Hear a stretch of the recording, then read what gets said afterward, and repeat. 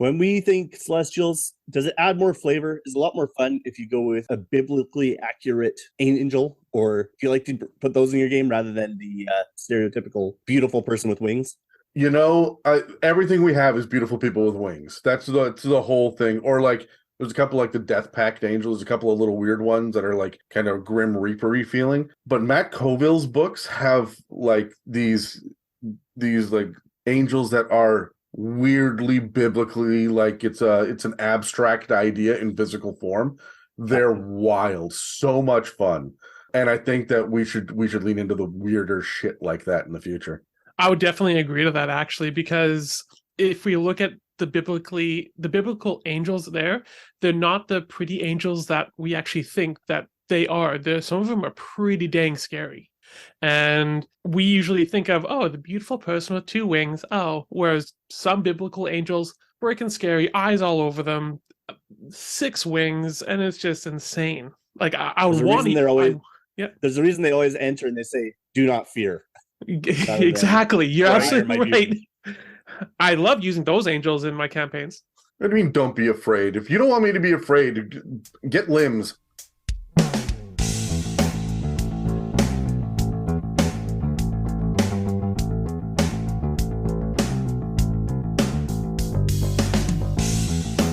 Welcome to the It's a Mimic podcast, where you never know what you're going to get.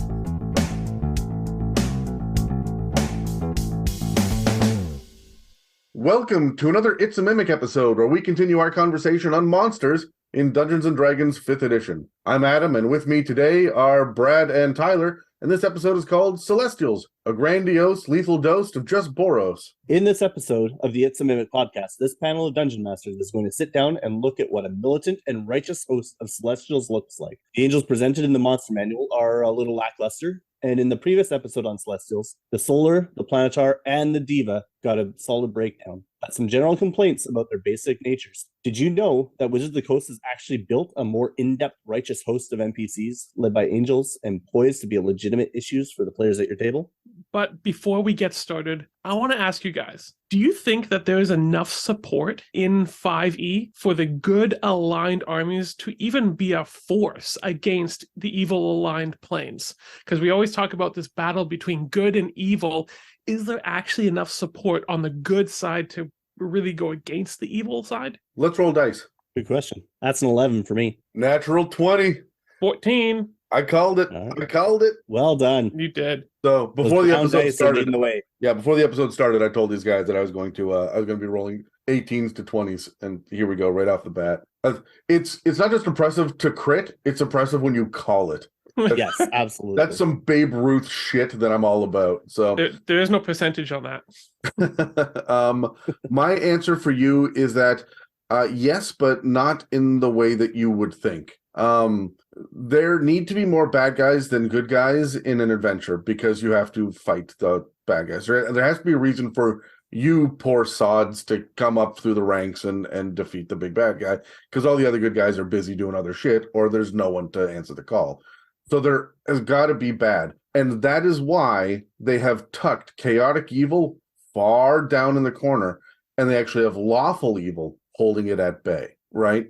It's not your typical good versus evil. It's evil versus evil, and also good versus evil as well, because honestly, the Nine Hells should have taken over by now. It is the fact that they're distracted by the Blood War, and they're fighting Mount Celestia, and the fact that they're immortals that keep knocking them back. Like, otherwise, Asmodeus, as powerful as he is, should have won.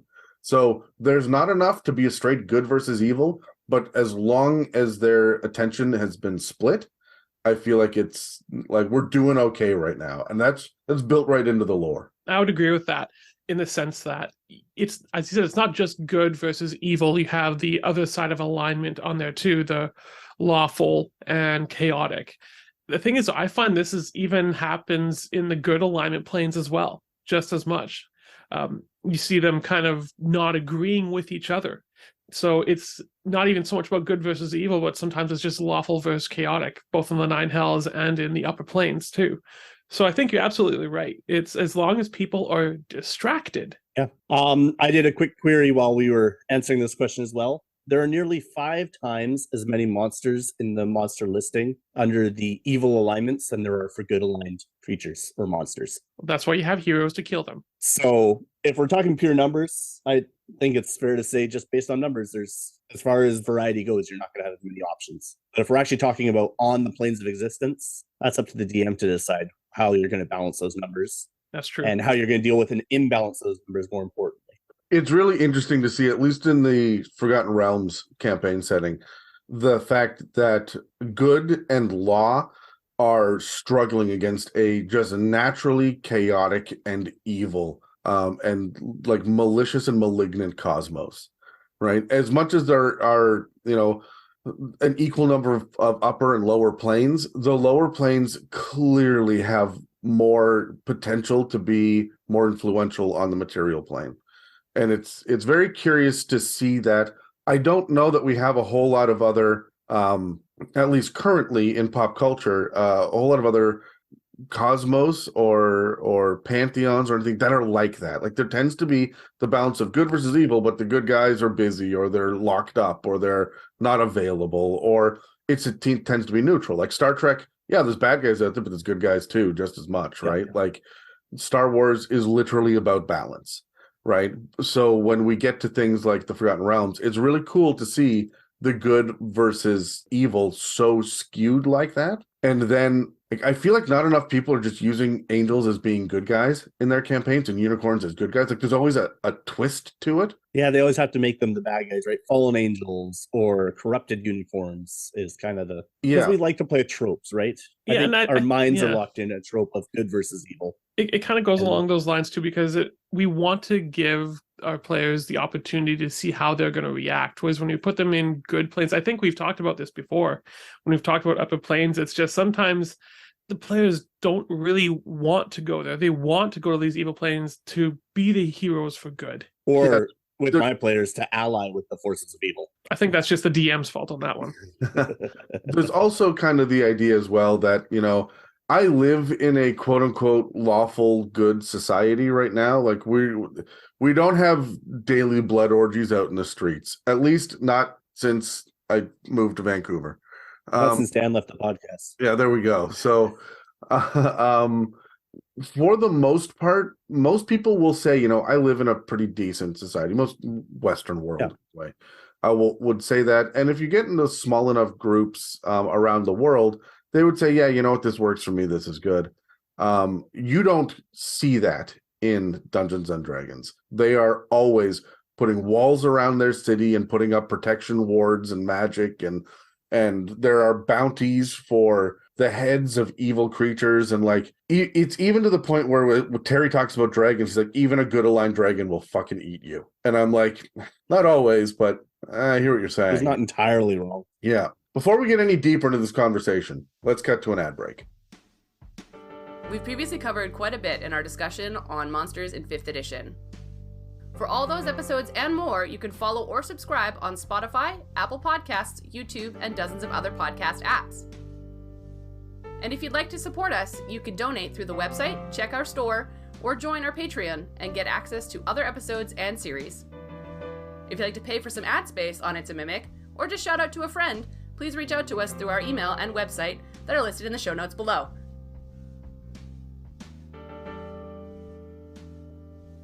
Before we get any further, I just want to say thank you to our latest Patreon subscriber, one Jeffrey Williams. You're a swell fella. Also later this week, we're going to be diving into the Legend of the Five Rings and 3 of the Great Clans, as well as Tyler and I are going to sit down for all of our Copper Wormling tier patrons and discuss our level 8 party going up against the nastiest, most brutal and sadistic creature that can be found in a swamp in Dungeons & Dragons. But for now, let's get back to the episode. Okay, so as Brad alluded to in the intro there actually is a decent host that is given to us in 5th edition that we haven't really had anything that I'm aware of that's like this in previous editions. A thoroughly fleshed out host for law and good led by angels. That is not also directly tied to gods. And that's something that's really interesting about the conversation we're going to have today. This is there are gods in Ravnica, and this is the conversation we're going to have, although I promise you this is not a Ravnica episode. We're going to pull inspiration from one of the guilds in Ravnica for a lot of this and talk about how we can use this inspiration, but I'm not going to focus too much on Ravnica. Gods are not really present in Ravnica because Ravnica is all about guilds, and in Magic the Gathering they have planeswalkers, which are beings of supreme power that can move from one plane of existence to another. So they act like demigods as well, that actually say, hey, I'm going to impose my will upon this area, for good or for evil, and they act essentially as gods. When it comes to Ravnica itself, for those of you who don't know, if you're just checking this out, first of all, go listen to our first Celestials episode. It was done a long time ago with Dan and Terry, and I believe they had a really good argument. Was it that one, or was it the Silver Dragons one, where they had a really good argument about what is good, the definition of good? I think that was actually in both of them. I know that they've had that argument a couple of times, and so anyway, we're not going to have that conversation today. Because we want to look at the Boros Legion, which is one of the 10 guilds of Ravnica. The idea in Ravnica, if you don't know, is that it's essentially one gigantic area that is, the whole realm is surrounded by mountains all the way around, and this is one massive city that's the size of like a country, but like not like the Canada or US, but like a moderately sized country.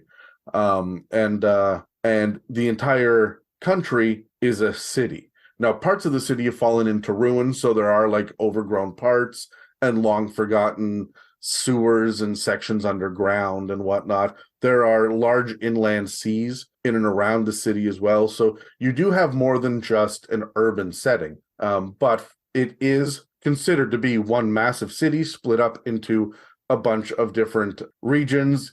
The regions all have different districts in them. And there is a real like metropolitan feel to it. We're also missing a lot of things, like dwarves don't exist in Ravnica, neither do halflings. They do have minotaurs and loxodons and Vedalken, and so we got a whole bunch of new D&D playable races when the Ravnica book got published. For the record, this is one of the best books and is worth picking up for a slew of reasons.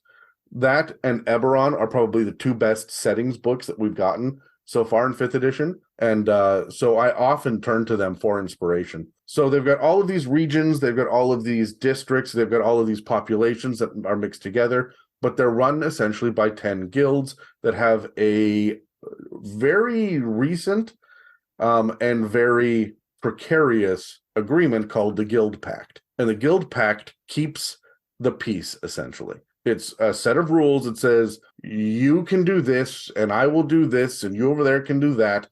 These are your areas. This is your influence in the world. This is your space in the government or in the hierarchy of religions and whatnot. However, if you break the peace, we are all going to devolve into a 10-sided war again, which is what Ravnica has been in the recent past. There was a planeswalker that oversaw the Guild Pact and said, okay, good, everything's better now, great, and then fucked off to another plane and have left the guilds in charge now, right? There are a couple of interesting guilds worth talking about really quickly. One of them is the Azorius Senate, which are the lawmakers. One of them is the Orzhov Syndicate, which is the religion. Think of like if the Catholic Church was also the mafia. And I know that some people argue it is, but like actually like the Italian mafia, like the mob that we see in movies. There is the House Demir, which is a spy network, but the one we're going to be talking about today is the Boros Legion. And the Boros Legion are not the lawmakers, but the law keepers, at least in their own eyes. This is where you get your knights in shining armor that want to root out corruption, protect innocent people, and visit swift justice upon evildoers. They're the ones that keep the peace. They follow orders and they adhere to a strict military code. This is your town guard on steroids. They don't have any time for spies or traitors and they act with absolute zeal, commitment, and righteousness. They're usually good and they're nearly always lawful. Members of the Boros Legion tend to ally themselves with other organizations and creatures who follow order and structure and have little time for the chaotic, and reckless members of the population or organizations. I pulled a direct quote out of the book as well. It says, "The Boros are committed to justice and order, and they are convinced that virtually every other guild is just as committed to undermining both. Therefore, the Boros rely only on their comrades for support and view everyone else with suspicion or disdain." This is such a stereotypical trope when we talk about angels and the idea of righteousness. Like Brad said, the fallen angel, the corrupted angel that knows better than everyone else. And we talked about this a lot in the previous Celestials episode.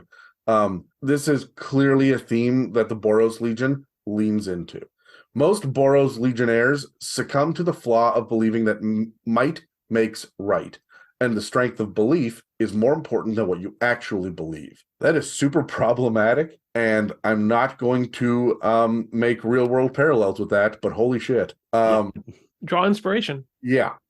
In recent years, the leadership of the Boros Legion has denounced that mentality, but there are still a lot of members who feel that way. This has led to, and I quote, "intolerant, self-righteous warmongers who abuse their power in pursuit of their own private visions of justice." Now, I want to point out here that this is not about absolute power corrupts absolutely.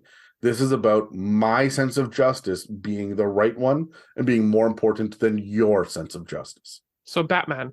There are a lot of Boros Legionnaires that will devolve into vigilantism as well. Like, that is absolutely a part of this. But I don't find Batman to be a self-righteous warmonger for the most part. That would be your Lex Luthors, right? So the reason we're talking about this, the reason why I want to talk about the Boros Legion is because they've got a number of angels in and among their ranks. As a matter of fact, the Boros Legion is a series of mortals led by powerful angels.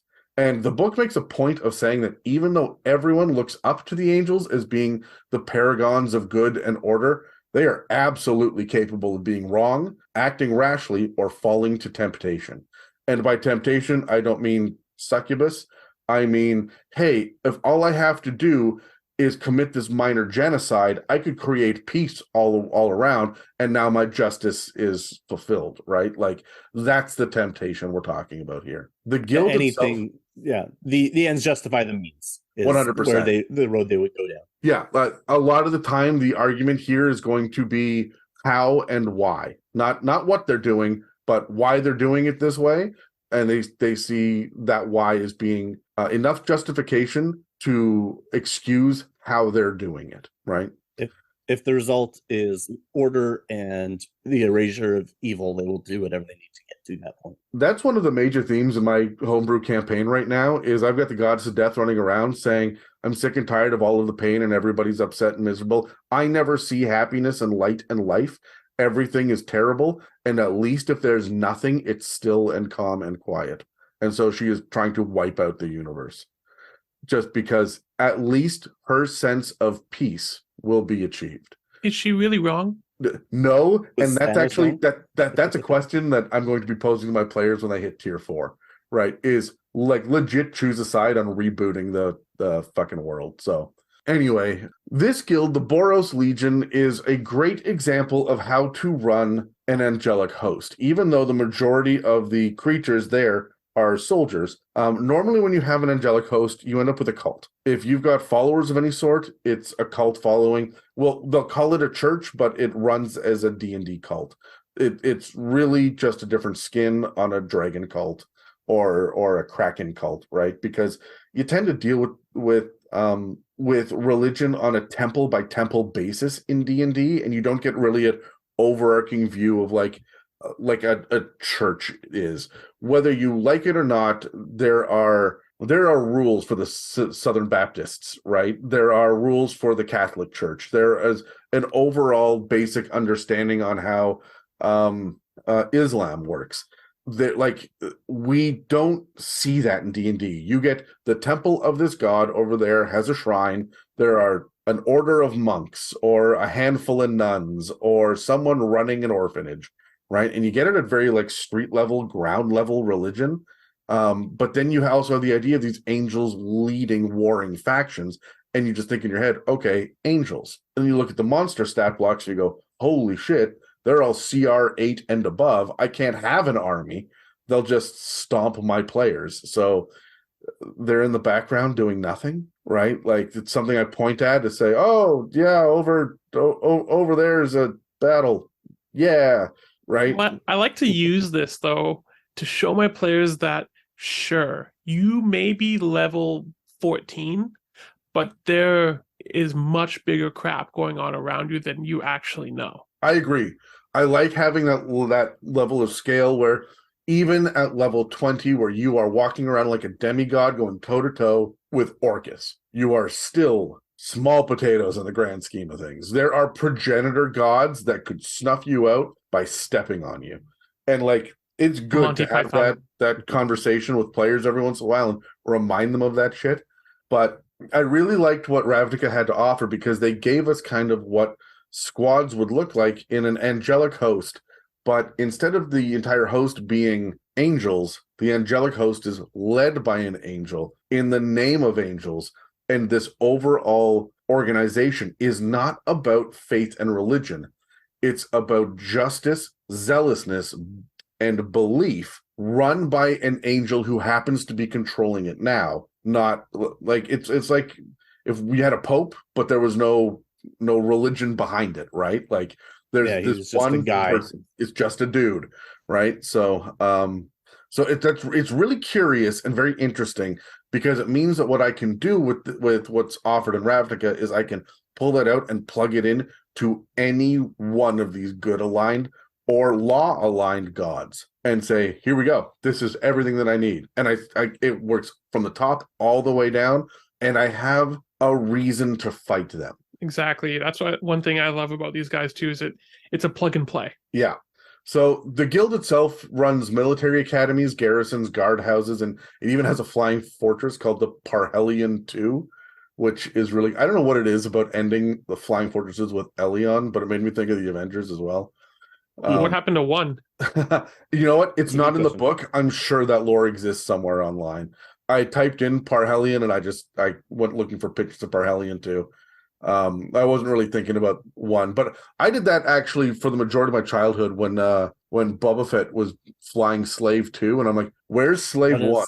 This is the biggest question I had between the ages of like 11 and 14 about Star Wars. So, anyway, one of the things that I thought was really interesting was that they lay out a bunch of different adventures and villains and plot hooks and stuff in the book. And so I wanted to touch on them a couple of times here. One of them is the Legion Garrison Adventures. So if you're a part of a garrison or you're in a garrison, because the idea here is that your players are supposed to be a part of this guild, not necessarily fight against it, but potentially be a part of it as well. But there are these garrisons. So I grabbed a D12 because it's a D12 table on page 132. I'm going to roll it here briefly. And I got a 12. See, these brown dice that you gave me, Tyler, I'm telling you, brown dice is the answer. I rolled a 12 on a D12. It's like wearing brown pants.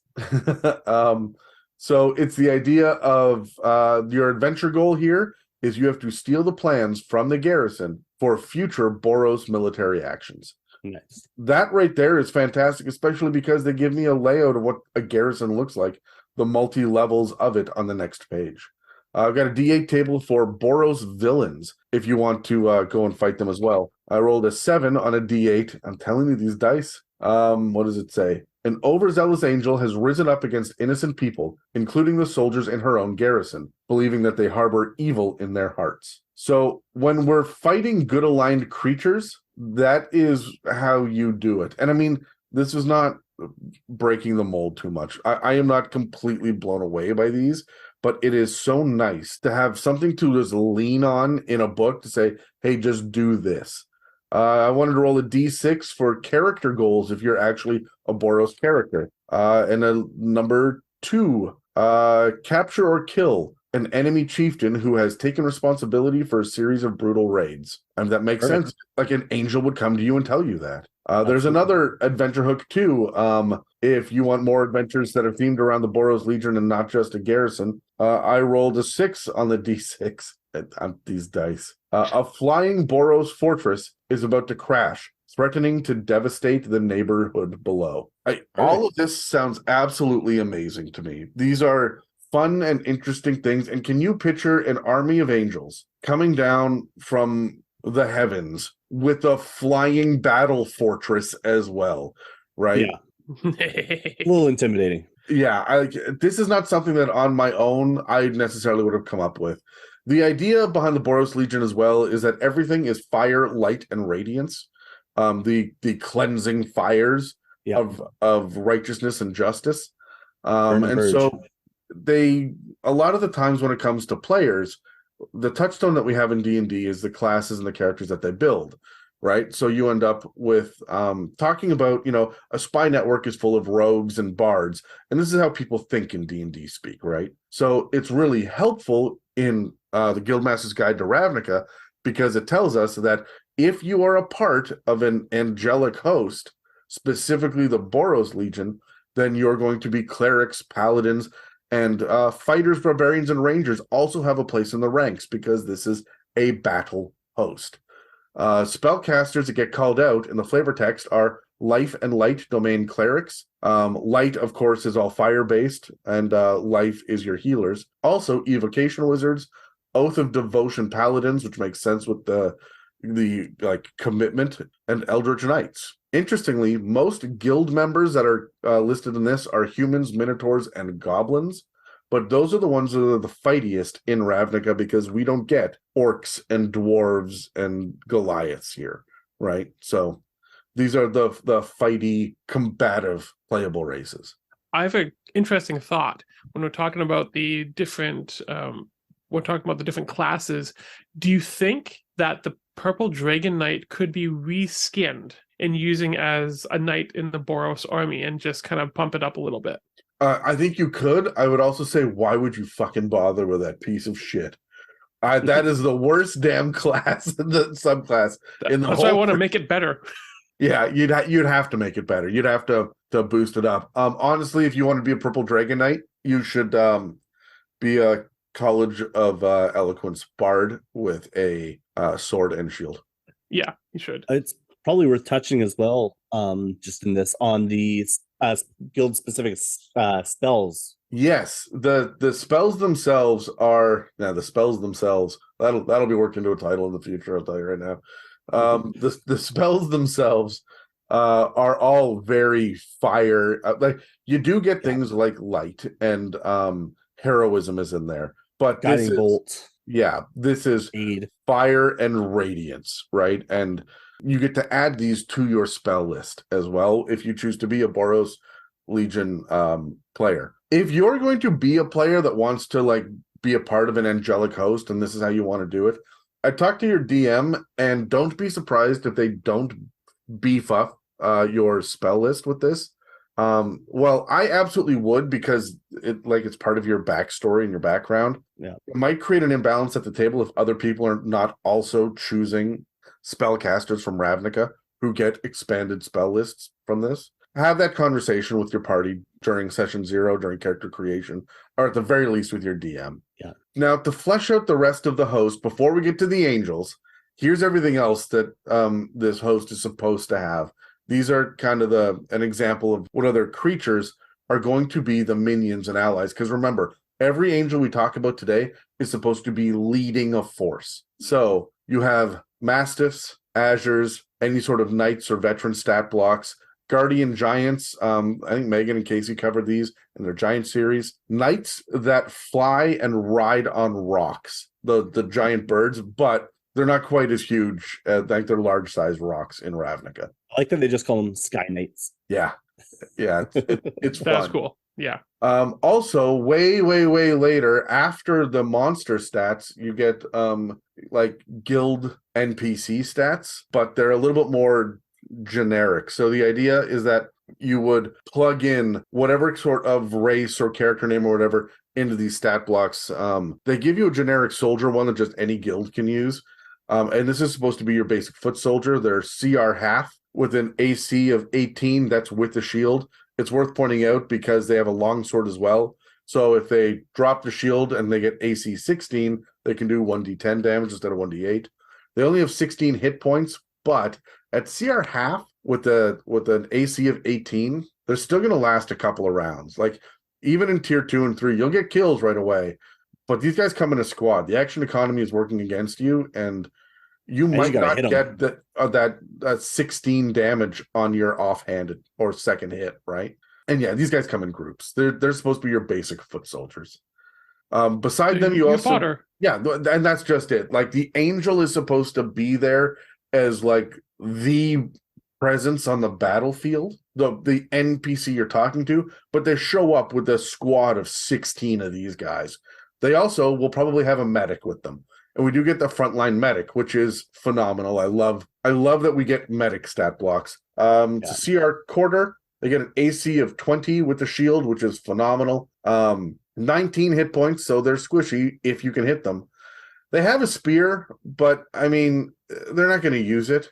It's their 6 spell slots that are set aside for healing magic, and the inclusion of Spare the Dying that are noteworthy. Yeah, massive. Right? That's going to be, if you have a couple of medics, even if you knock an angel down, they'll be able to get that angel back up again immediately, like on the next turn. Exactly. Or they might not even go down with like Spare the Dying.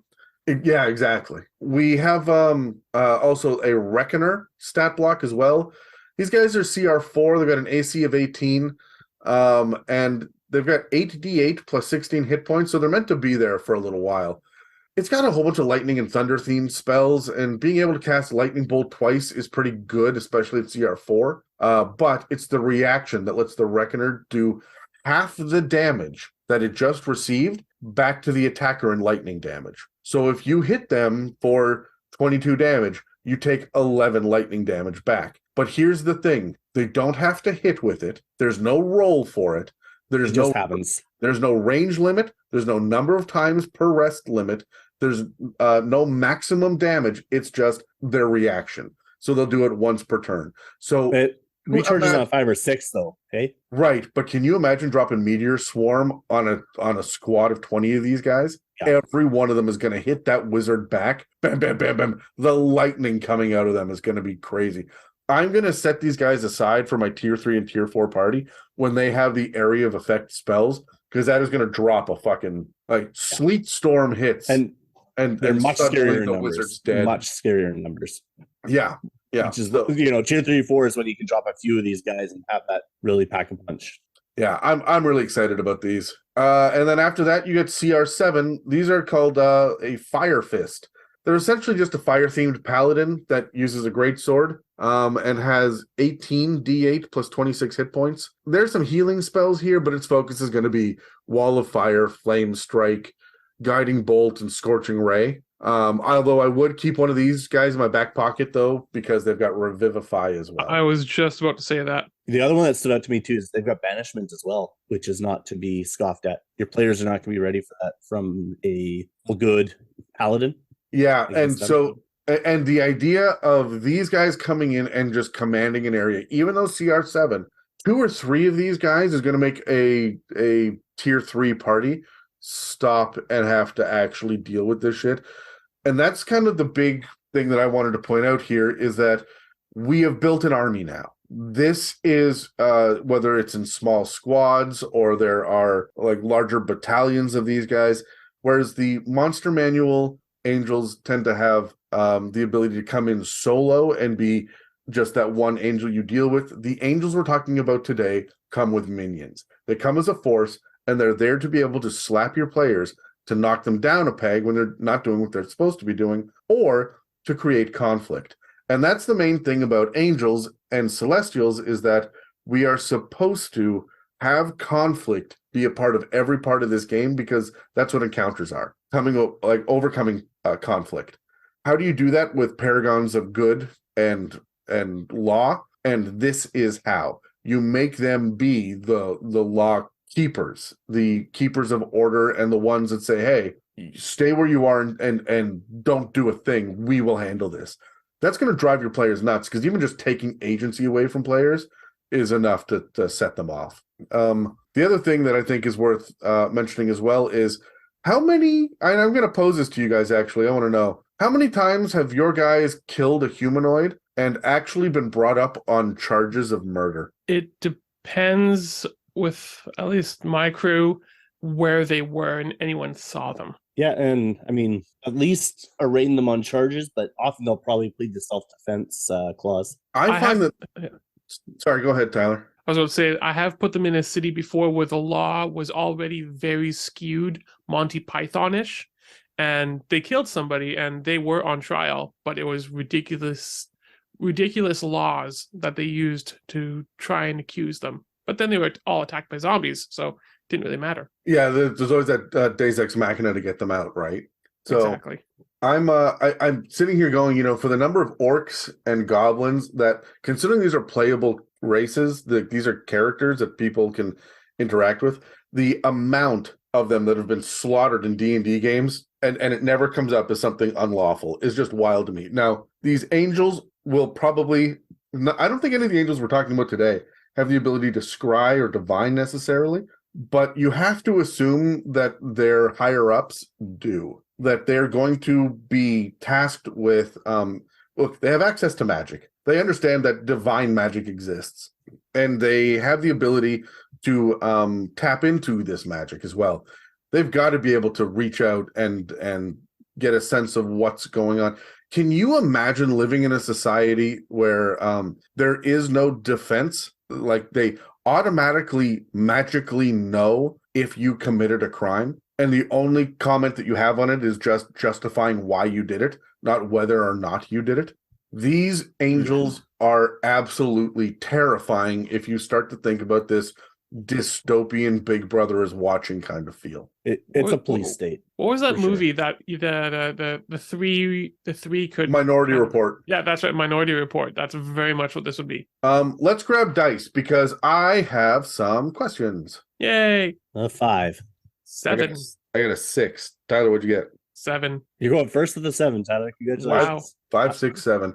All right, so if we think about the angelic host and what the Boros Legion has kind of given us and taught us about the themes and whatnot, do you have a quest that you could think of, a little inspiration for what kind of adventure, whether it's a one-shot or a campaign or a side quest, something that you can think of to utilize these angels? I think what I would want to use for a quest for these with that the angels would be kind of giving to you is go to this town. Something is happening there.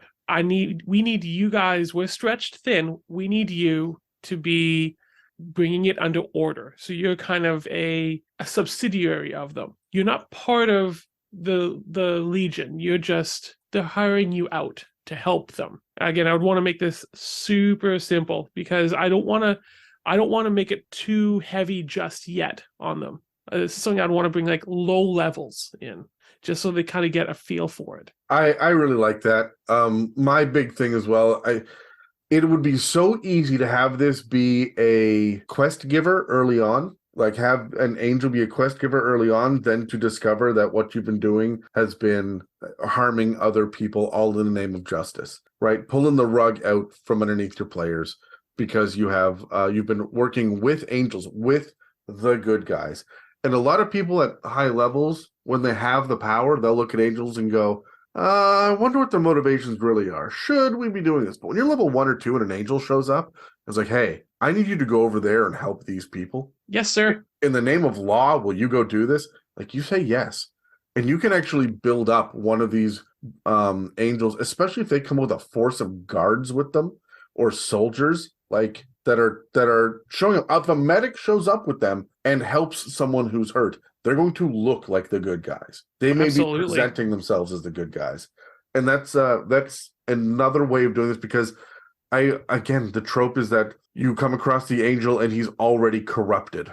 And what if we slow rolled that? Brad, do you have a quest idea or a plot hook? Yeah, I'm thinking more from, why is a legion of lawfully good, powerful angels, what need do they have for your party of murder hobos, right?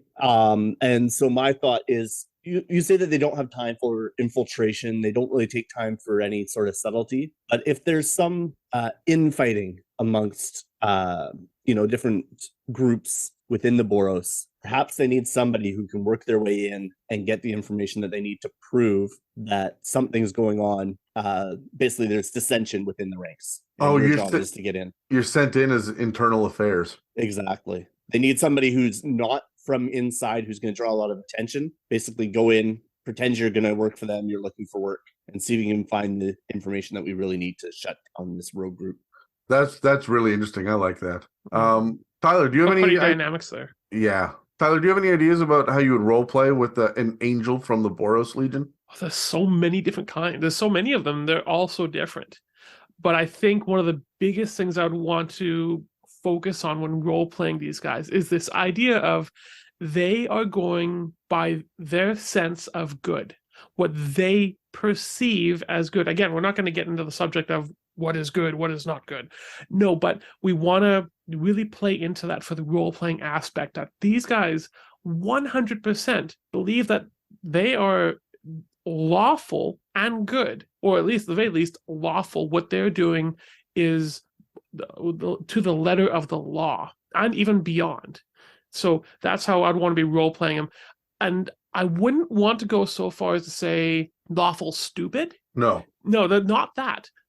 But they are very much on the lawful side of things, and role-playing from that aspect, and every decision they make goes with that in consideration. I would also say, if I'm going to role play an angel, and I've started doing this, although I don't think my players have picked this up yet, is angels always state fact, and if they have a question, they only ever ask yes or no questions. I try not to let them have opinions, and I try not to have open-ended questions. If it is something where I've asked for a yes or no question, I start to get an explanation from my players that's not yes or no, they try to justify or explain or excuse themselves. I will stop them and say yes or no. You were there on the night of, yes or no. You saw this happen, yes or no, right?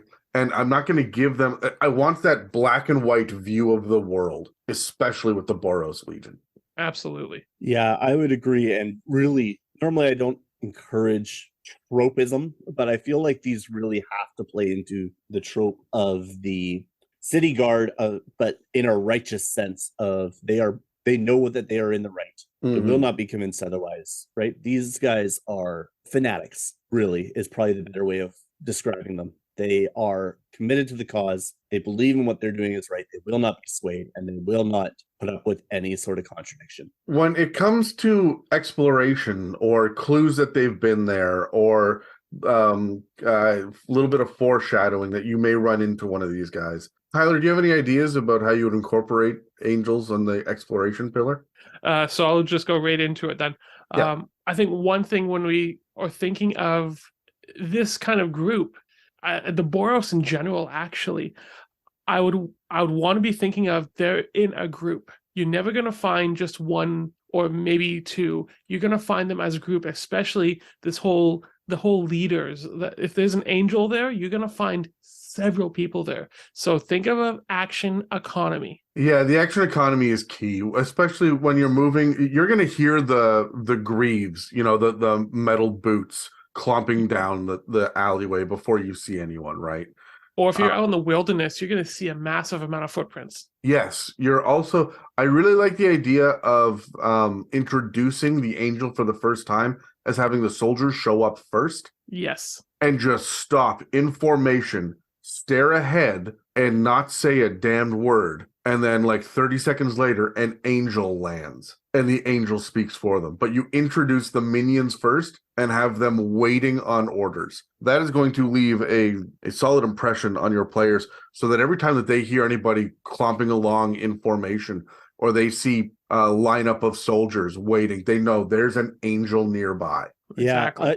I'm imagining if you're on the trail of these guys or you're following in their wake, the big clues and signs, there's going to be scorch marks everywhere, right? There's going to be ash all over the place. And those who are left surviving, probably those who are deemed worthy, are going to be terrified. And they're going to speak probably of the righteous cleansing fire, right? Because you can imagine if these guys swing through eliminating evil, no matter what side of that you're on, if you're just common folk and you see these guys swing through, it's going to be horrifying. So the accounts that you're going to get from the people left behind are going to be, of people who are afraid of the righteous fire. What's interesting with this one in particular, because it's not linked to a deity, is you're not going to have that weird, you guys remember in the movie 300 where they took all of the villagers and strung them all up into a tree to make this horrible like limb tree and stuff.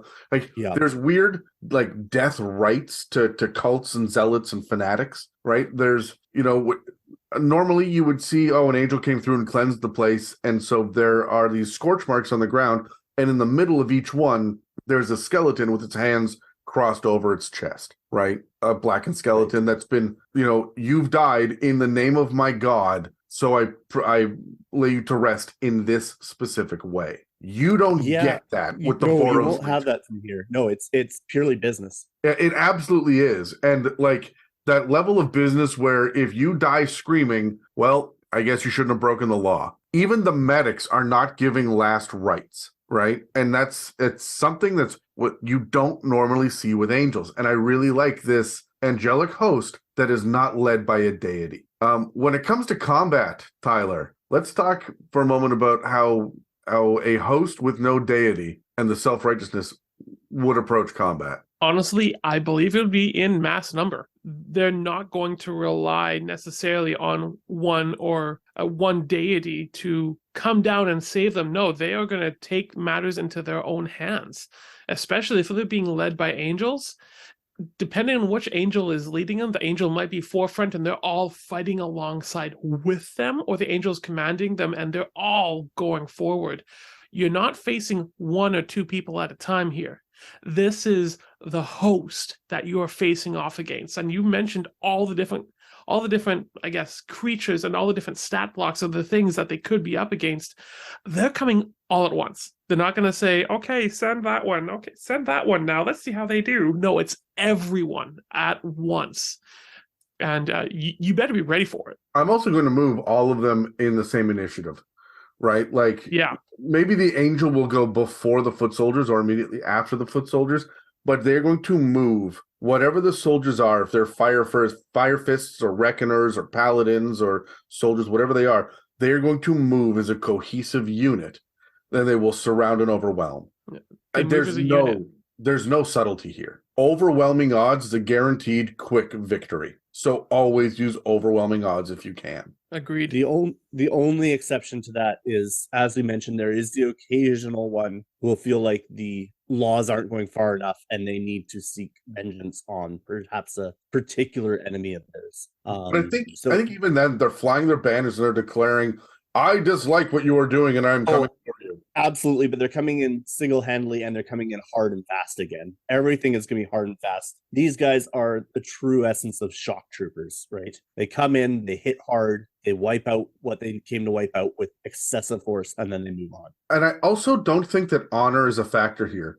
There's no, let our army stand down and let's duel this out ourselves. They would just have like, all right, the man that brings me his head will get a commendation. Everyone to war, right? They want swift action. Exactly. And there's not going to be showdowns. There's going to be cleansings, right? Yeah. And that's really how to look. There will not be an opportunity to plead your case. They are judge, jury, executioner in that moment. There's no repentance. There's no forgiveness from these troops. I want you to know that every time that I have typed judge, jury, I always want to type Judge Judy every fucking time. Like it's so good.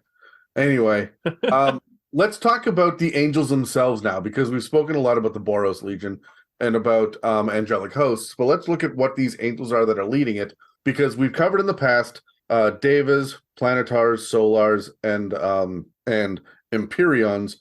The Empyreans are not really a part of this conversation when it comes to the Boros Legion.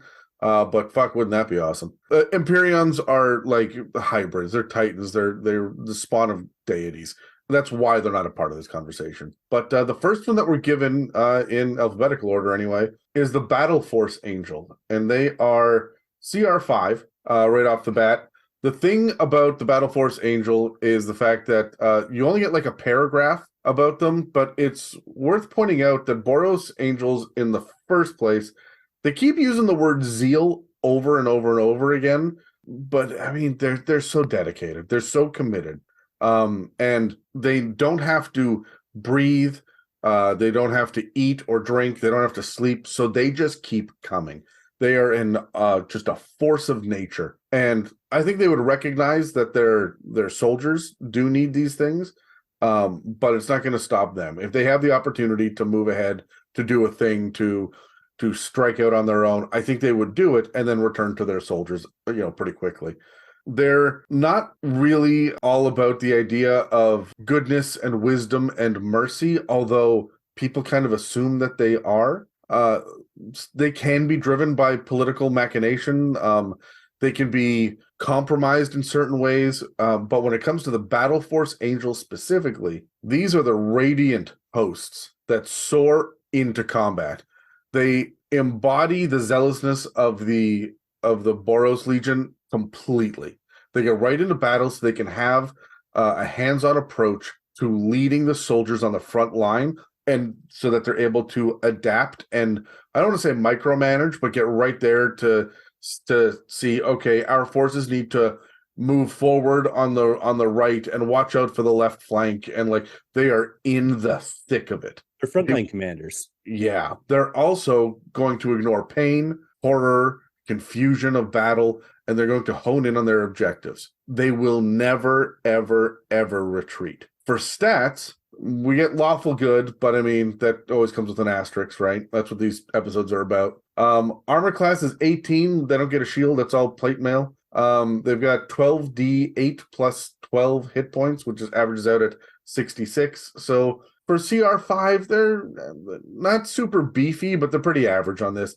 It's the fact that they're going to come with others, with minions, that's going to make them scarier. That's going to make them hit outside their weight class. They've got a speed of 30 feet, but they fly at 90 feet, which is phenomenal. Pretty high strength, pretty high wisdom, pretty good charisma. Everything else is a 11 or higher. So they get a boost to wisdom and charisma saves because you're not going to charm, exhaust, frighten these guys. And in fact, they're immune to all of those conditions. They're also resistant to fire and radiant. Their perception gets a +6, and their investigation a +3, because they are there to manage a situation. With dark vision out to 160 feet, 120 feet, true sight to 120 feet, and a passive perception of 16, they see what's going on. They're not fooled by your fucking illusions. They know what's happening, and they see you. The 90 feet of fly speed is insane, especially because they get flyby attacks. They don't provoke opportunity attacks when they fly out of enemy's reach. So they can move faster than you can running,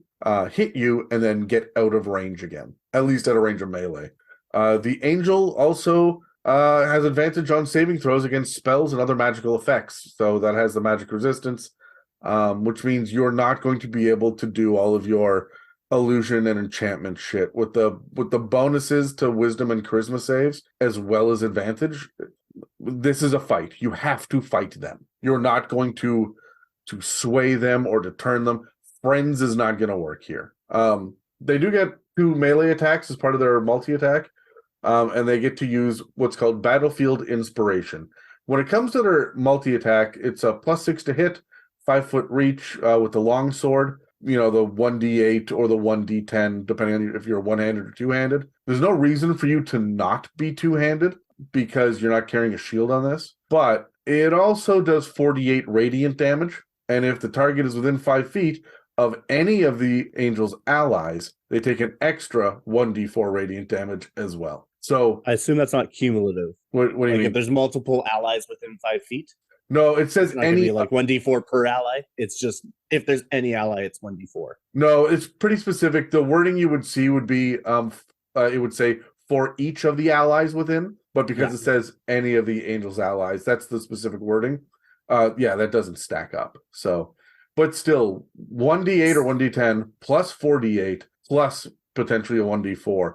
That's a lot of dice you're rolling for challenge rating 5, right? And again, clearly, this is not pack tactics, but I mean, you're supposed to be with allies. Yeah. Also, the other thing they do is Battlefield Inspiration, which they can do as part of their multi-attack every turn, where the Angel chooses up to 3 creatures it can see within 30 feet of it, and until the end of the Angel's next turn, all of them get a d4 to attack rolls and saving throws.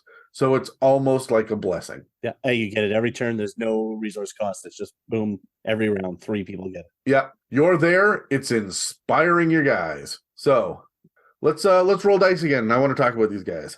14. Nat 20 for me. Oh shit. Tyler is muted. And glitched again. I can't unmute. He is unable to unmute. Tyler, when you come back, you should not play with the mute button anymore. He can hear just us. leave yourself unmuted. Yeah. Tyler, what'd you get so that we can at least babble? Type it in. You got a 3. Fuck. All right. Well, you're first, Brad. So let's talk until Tyler's mic symbol comes back. Sounds good. The next 4.5 hours is you and I talking while we're it would just continuously stalling. Is there a good quest that you can think of for one of these Battleforce Angels? I mean, these guys are pretty straightforward, right? They've got one job and they do it very well. The quest, honestly, is going to be a quest of recruitment, right? They need numbers. Maybe they've been caught behind enemy lines, or they've been separated from their force. They come across you and your party and say, hey, help me in my quest to get back to my force and help me deal with whatever sinners we may cross along the way. Yeah, you'll notice that there's no healing involved for this angel. No, none. And so that's kind of an indication as well that I think you would run across injured ones in the wake of a battle, right? But for sure. They're in the battle. They're for sure going to be taking a hit or two. Absolutely. And I think they may win the battle, but then sit there among all of the bodies afterwards, the last person standing, and they're just sitting there with their eyes closed, just breathing because they've got 3 hit points left going, holy shit. Barely survived that one. Yeah, I got to get back to town. And if your players come across, see, this is my plot hook, is your players come across a fresh battlefield with one Battleforce Angel who immediately, like wavering on their feet, points a flaming sword at you and says, what side are you on? Right? Yeah, you're going to get one shot at this, right? And you're going to either be conscripted or they will try to kill you on the spot. And if you're injured enough, you could probably take them down without much trouble. But yeah, this is how I would kick off a campaign too. That's a really good way of starting a campaign. Oh, absolutely. Tyler. That's actually exactly what I was thinking for a quest. Is this is the start of a campaign that you are actually in the middle of a battle. You may not even been part of the battle to begin with, but it made your way to where the characters are, and this angel comes over and conscripts you to fighting. And because of their inspiration that they have, you guys are in. That's how the campaign starts. You inspired to fight, to start this, and then the battle ends. Maybe you're captured, or maybe you're the last ones left. And then the battle angel just says to you, carry on what this was, and then your campaign begins. I really like this. This is a very simple and straightforward kind of angel. There's not a whole lot of depth and complexity here at face value. But do you have any insights about role-playing one of these guys, Brad? It's going to be more of that blusterous. They're commanders, right? They're used to being obeyed. They're used to telling others what to do and being in control. So I think the most interesting way to role-play this is to put this guy against your party's paladin, right? The guy who's a frontliner for the party, the face of the party, who's usually giving out commands, and put them head to head. Maybe put a little bit of conflict between the two quote-unquote paladins and see who can come out on top in battle will. Remember, when it comes to these guys, especially when you're dealing with players and this specific angel, that is likely to devolve into combat pretty damn quickly. And just to keep an eye on balance, remember, the CR, the challenge rating that monsters have, that we get in monster and NPC stat blocks, is based on, is this a deadly encounter for a multiple person, like 4 or 5 person party at this level? Yeah. So the point is, this is a deadly encounter, or at least one person could drop if they go toe to toe, if the party goes toe to toe with this guy before level 5, so CR 5, which means that if you're going to have the paladin, go toe to toe with them, paladin should probably still be level like 8 or 9 before before they get into this shit. So I think that this for role playing is again so simple, straightforward. This guy makes demands. He makes declarations and demands, and needs to know the truth about the matter, and he doesn't give a shit about any of the other details. You are wasting my time and yours by explaining why. Just tell me what happened. You're with me or you're against me. Tell me which one now, so I know that I can kill you or leave you be. Exactly. Kill you or conscript you. The law you broke does not care about how hungry you were. Yeah. I also like the idea of these guys aren't going to talk a lot in general. They're only going to use like one word or maybe a very simple sentence. You're not going to hear a monologue from these guys. It's going to be a let's go, attack. They're directing where to go and commanding. Very straightforward, as you said, and very simplistic. So simplistic that anyone could understand. I also feel like they do have like this battlefield inspiration is the thing they can do, but these are war cries. They're acts of slamming the hilt of a sword against a shield to make noise. Like it is this kind of indication to their soldiers that I am here, we're fighting, we can do this, let's go. Right? This is not a William Wallace speech before you get into battle, right? Oh no, this is in the moment. One thing I really like about it too is notice under languages it says all. I was about to bring that up too. And it's interesting because a lot of the times that means that you can role play a lot of different ways, or it's a highly intelligent creature. This guy's intelligence is 11. He gets a +0. That language is all, I think, matters more with their perception +6 and their true sight to 120 feet, because they will know what you're saying. If you lapse into Minotaur and say something to one of the other party members, or you're using Thieves' Cant, they fucking know what you're saying. Yeah. Right? Languages, that includes Druidcraft. Like, they fucking know what you're saying. Yeah. Well, I one thing I really like, though, when you say the battle cry, it's like they say several things, but each thing they say is the same word in a different language to everyone in the war party. Yeah, that's a cool idea. I like that. Brad, do you have any ideas about exploration or clues about, one of these guys being nearby? They're going to let you know that they're nearby.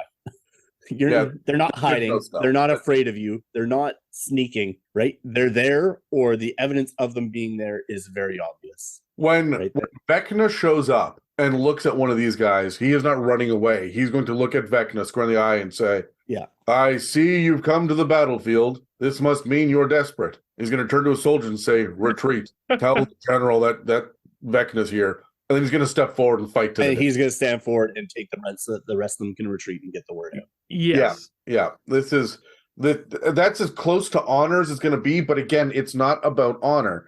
It's about accomplishing the appropriate task, right? Yeah. You'll find a couple of these guys just impaled on the battlefield because they did not know when to step down. One of the things that I really like about the art in Ravnica is that all of the Celestials have glowing eyes. Yes. All of the angels, like, their eyes are just like imbued with power and radiance. And I mean, they're not like Cyclops. They're not lighting up the area.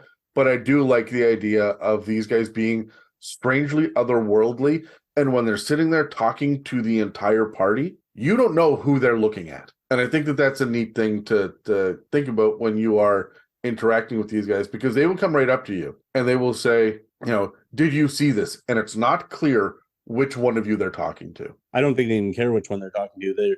They're going to talk to a group, right? They're used to dealing with troops and forces. They don't deal on individual basis. I also think that is probably a good tactic for them. What they're, again, because of true sight and dark vision, and they can speak all languages, they know what the deal is. And they are used to getting down to the, root of an issue, which is why they've got a bonus to investigation and perception. So it's not necessarily insight, but I think it's a great tactic to say, I mean, I used to do this when I was teaching acting classes and the kids were screwing around. I would let them hang each other on that and be like, hey, which one of you did this? And I wouldn't even look at them. I would just wait and then turn around and look at them, because you're going to see the guilty party. You're going to let them all sit there and stew about it for a moment, and then the guilty party will make themselves known. And honestly, Dungeons and Dragons players are the same as like 7-year-olds in an acting class. So that's a little less sophisticated. I was about to say less mature. Tyler, do you have any ideas about exploration for these guys? Yeah, one thing I am thinking of, and this is if you're in battle and these things are on your side, I'm thinking of how do you know where these things are going to be? It is, you're looking for this angel, but it is going to be front and center in the battle. And it's going to be going against the heaviest hitting thing in order to accomplish the goals, but also protect the troops. I'm coming from the idea of, rather than you looking at clues as to where they are, it's more so you're looking for clues as you're part of the battle. where are these guys, whether you're against them or they're on your side. It's where the most action is going to be. That's where they are. Which brings me to my last question before we move on to the next one. Combat. We're talking like it's Battleforce Angel. It's in the name. Brad, what do you got for combat for these guys? What's a tactic that stands out to you?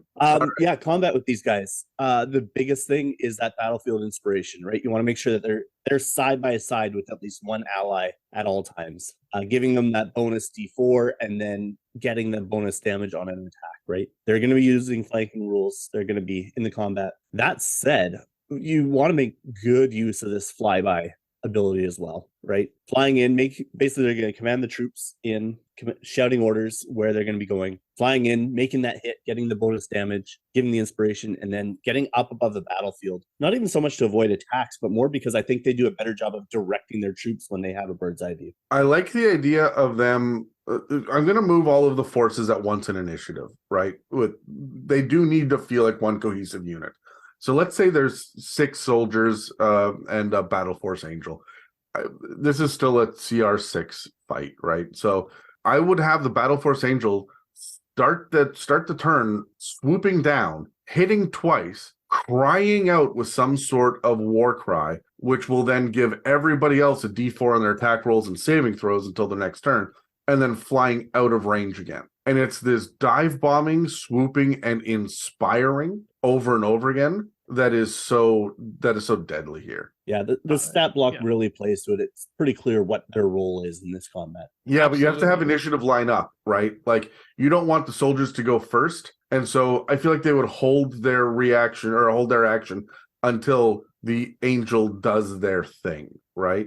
So that's why I say having them choose where their initiative is or having them all act together as one initiative makes them far scarier. It really does. I much have the same for combat, is this dive bombing technique. And it might seem like, oh, that's just silly because they want to be in the heat of battle. How long is a turn? It's 6 seconds.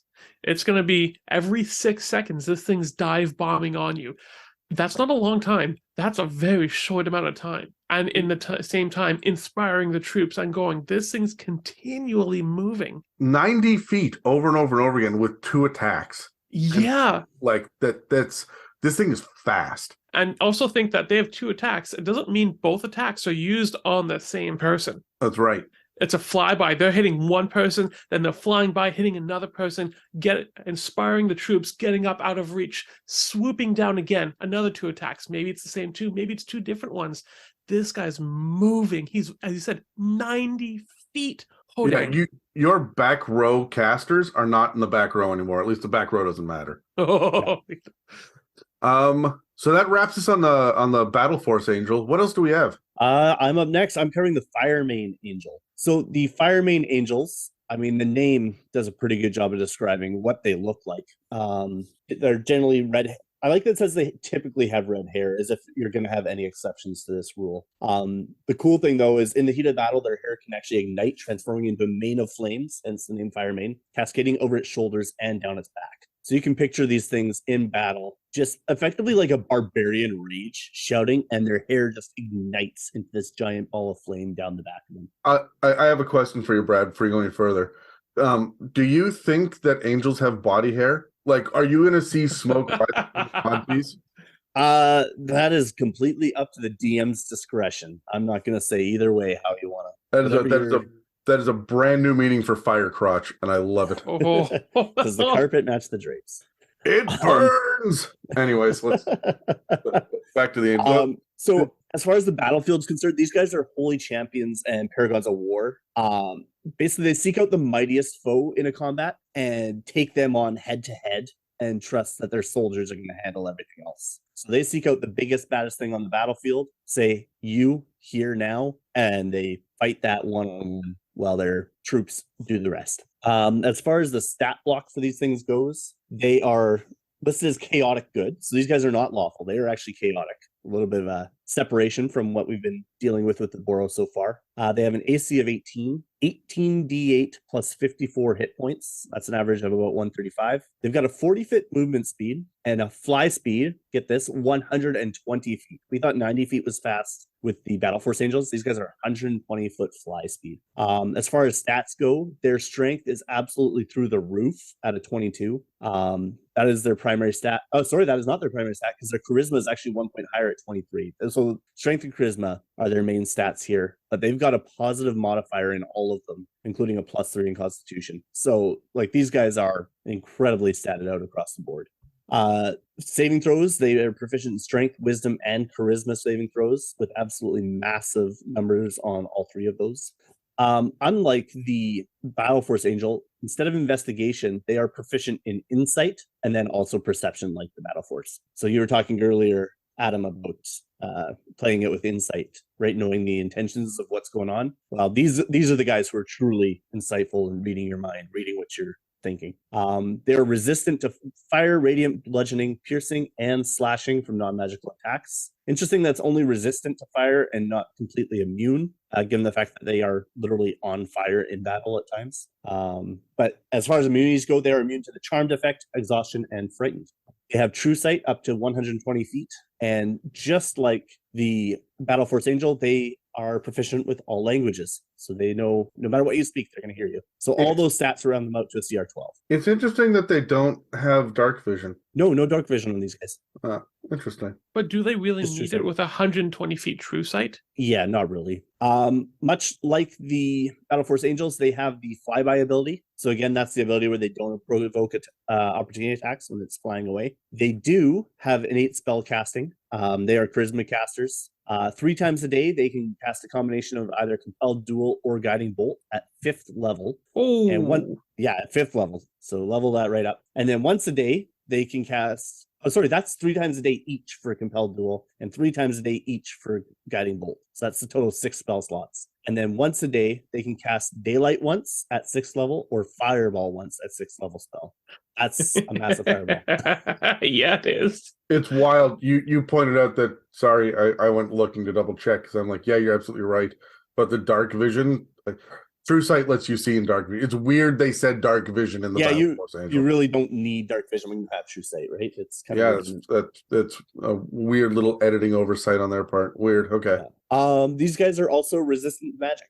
Not surprising. And they have a special ability called Relentless. What this allows them to do is if they take 21 damage or less, that would reduce it to 0 hit points. It's reduced to 1 hit point instead. So basically, like half the other things.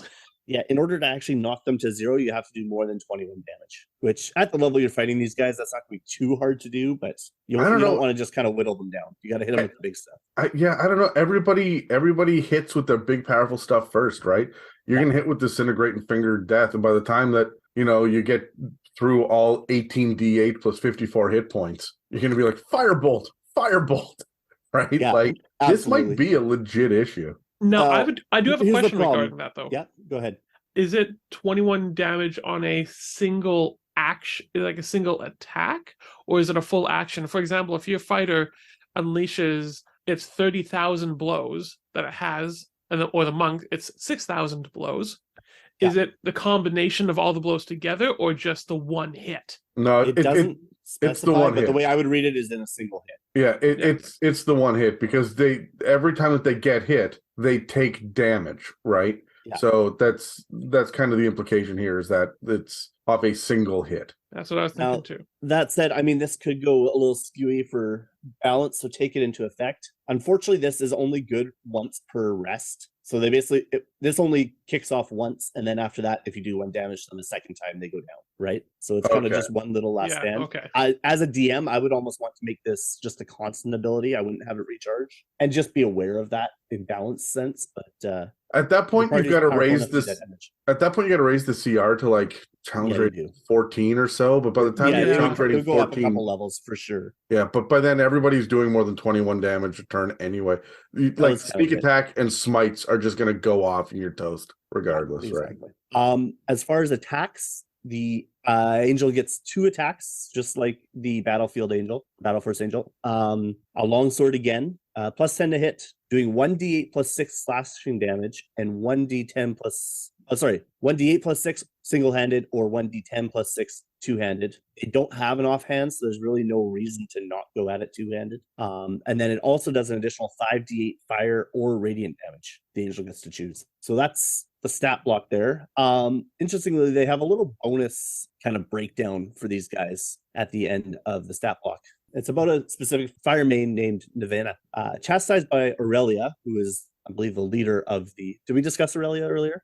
No, not yet. We're going to. Yeah, we're Going to. Excellent. All right. So, chastised by Aurelia after leading a successful assault against a group of guildless rebels, Nevena has distanced herself from the Boros Legion's leadership and independently pursues her own vision of justice and punishment. Nevena's willful independence is a source of tension among the Firemanes, as well as the upper echelons of the Legion's leadership. How much should a Firemane be free to pursue her own agenda, given that her agenda is right and just? For now, Aurelia has decided to let Nevena have an unprecedented degree of freedom, but if she betrays any hint of corruption, she will quickly be brought back under close scrutiny. So we talked about the alignment being chaotic good.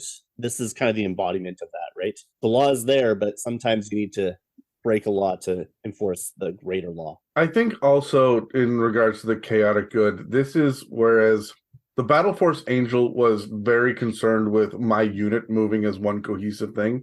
The Firemane Angel is like, okay, which one of you is the biggest threat? And just therefore has more autonomy to be able to identify threats. And that's also where this insight comes from as well. So I still feel like they're overall lawful good in a lawful good society or guild. However, they're chaotic good in, you know, how they go about targeting their enemies, right? That's right. Yeah, their ultimate goal is lawful good, but they're willing to inflict a little chaos to get to the law. It feels like the operative in the Serenity movie, the Firefly movie. Yes. Was like, I am willing to do horrible things to make a perfect society that I know that I will have no place in. Yeah. You know, for the greater good, I'm willing to be a bad guy, right? And like, this just feels like for my forces to be successful, I have got to target the biggest bad here and give them the best chance I can. I like to look at it this sense too, is your party might see them as lawful or put them in that category, but in the eyes of the Boros, they are chaotic. Yeah, that's very true as well. Your party might consider them lawful good, but the Boros themselves consider them to be chaotic based on how they look at things. Even with Nevena there, right? Like that last little bit about if there's even a hint of corruption. So, you know, as long as she doesn't break the law. So she's still chaotically going about upholding the law, right? Like it's cool to see a little bit of nuance when it comes to this alignment situation here with these guys. This is why I'm starting to warm up to the idea of seeing typically chaotic good, typically lawful evil in the stat blocks instead of just it saying always or, you know, just the standard. Anyway, let's grab dice. Let's roll. I want to talk about these guys. Oh boy, yeah. 17 for me. I got a big old natural one. I got an 8. All right, Brad, you're the resident expert on the Firemane Angels. Do you have a quest for these guys? Yeah, these guys are going to be, I imagine they are in the process of hunting down, let's say, a devil, right? A notorious devil. And they are on the tracks, and perhaps your players have either come across evidence of that devil but haven't been able to track them themselves, or they've, you know, seen them fly by overhead, something like that. And they are being conscripted to come and assist in the hunting of this devil. I really like these guys. I like the idea of, you know what? I would have kind of like on the outskirts of society, like there's a small trading post with, you know, there's a population, maybe it's a fort population of like 70 people, right? Or a very small village with like 10 different families or something. There's a Firemane Angel who is the law. And it doesn't matter if you are guilty or innocent. If you are accused, it is trial by combat. And you have to fight the Firemane Angel. This is something that I would do when you're tier 3, tier 4 party, right? Like there's never anything good to do with a tier 4 party. Sure, okay. 1-on-1 to prove your innocence against a Firemane Angel. That's awesome. Especially if like she walks up with red hair and she's just like, well, I'm sorry, we're gonna have to fight. And all the townsfolk are like, oh shit. And your party's like, what's the deal with this? What are we doing? Suddenly her head lights on fire right? Like and wings appear. Like this could be fun for me. I like this.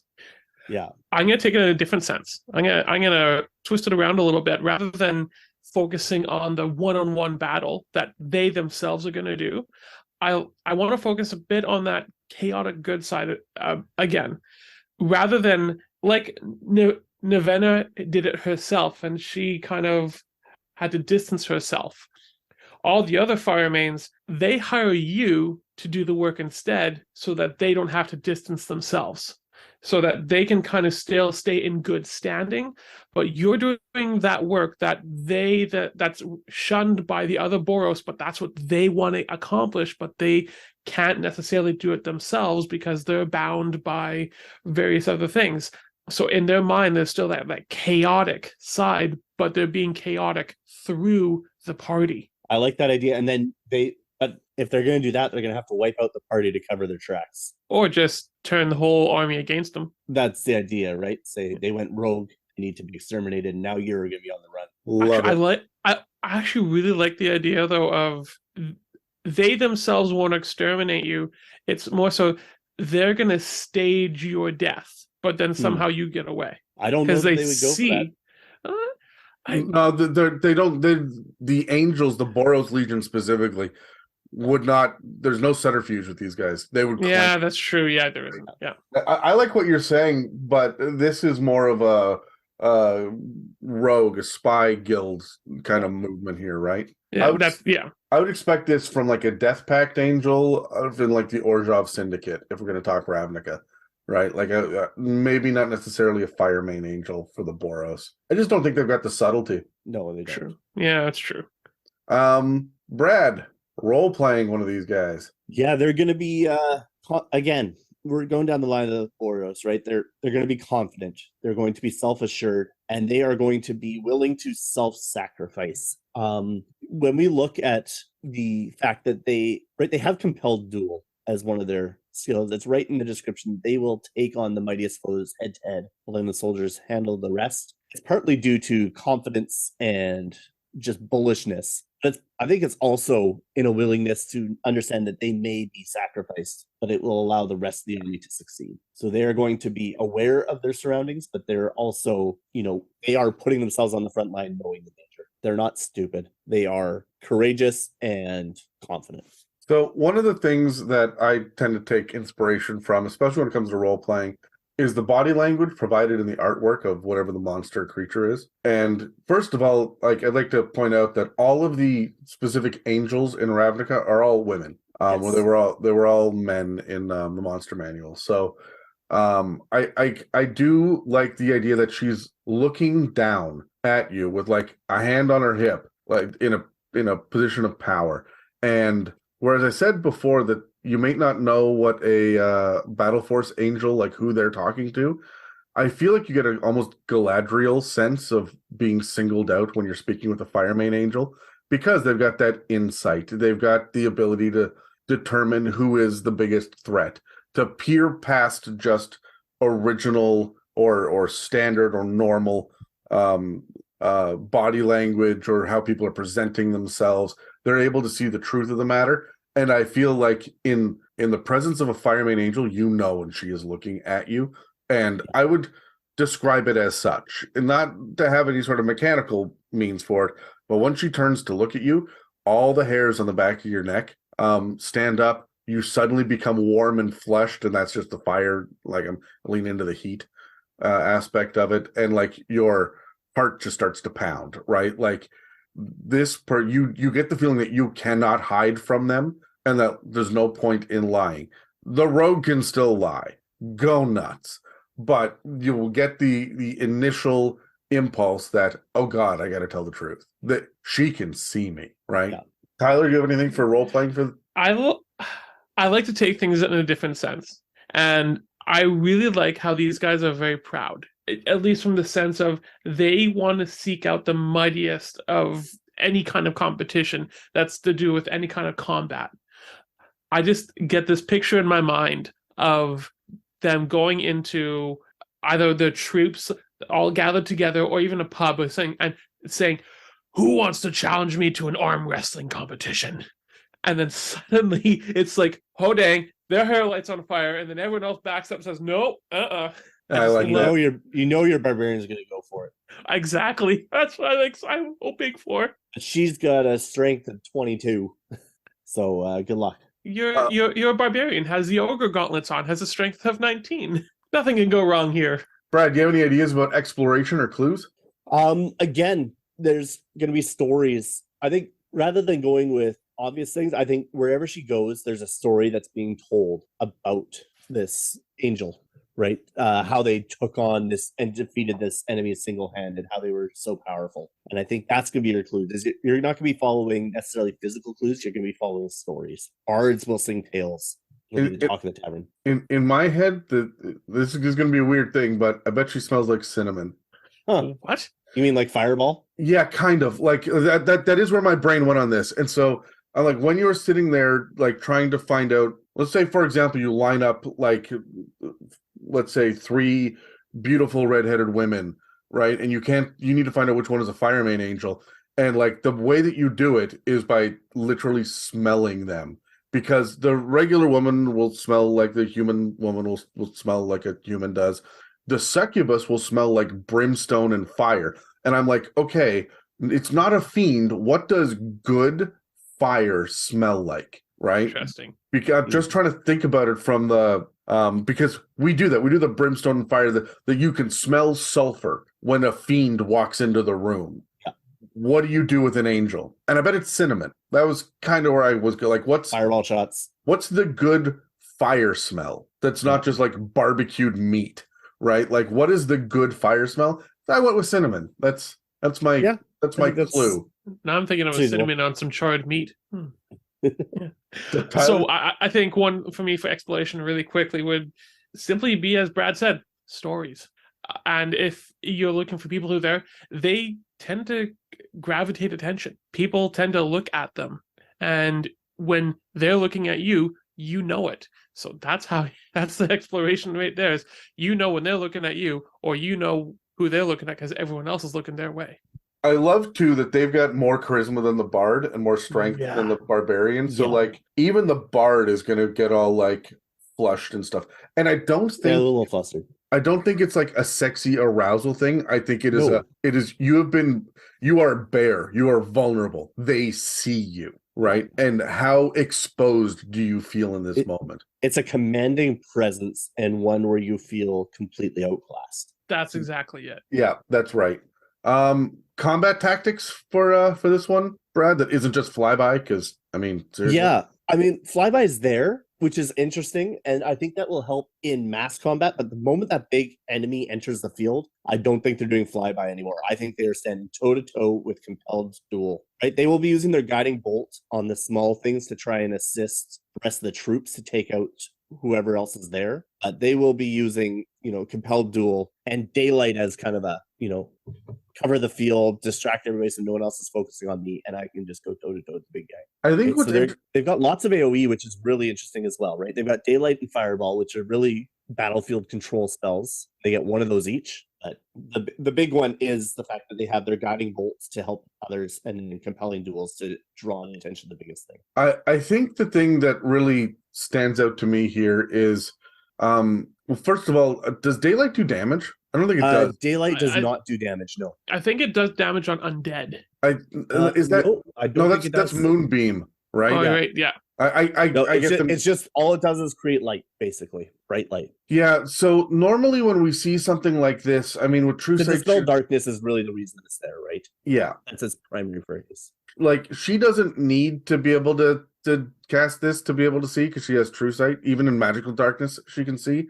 But she comes with soldiers, and that's the other thing. That's what it's for. There are soldiers, so daylight will be there to help with that. But I'm looking, as far as a battlefield tactic goes, fireball.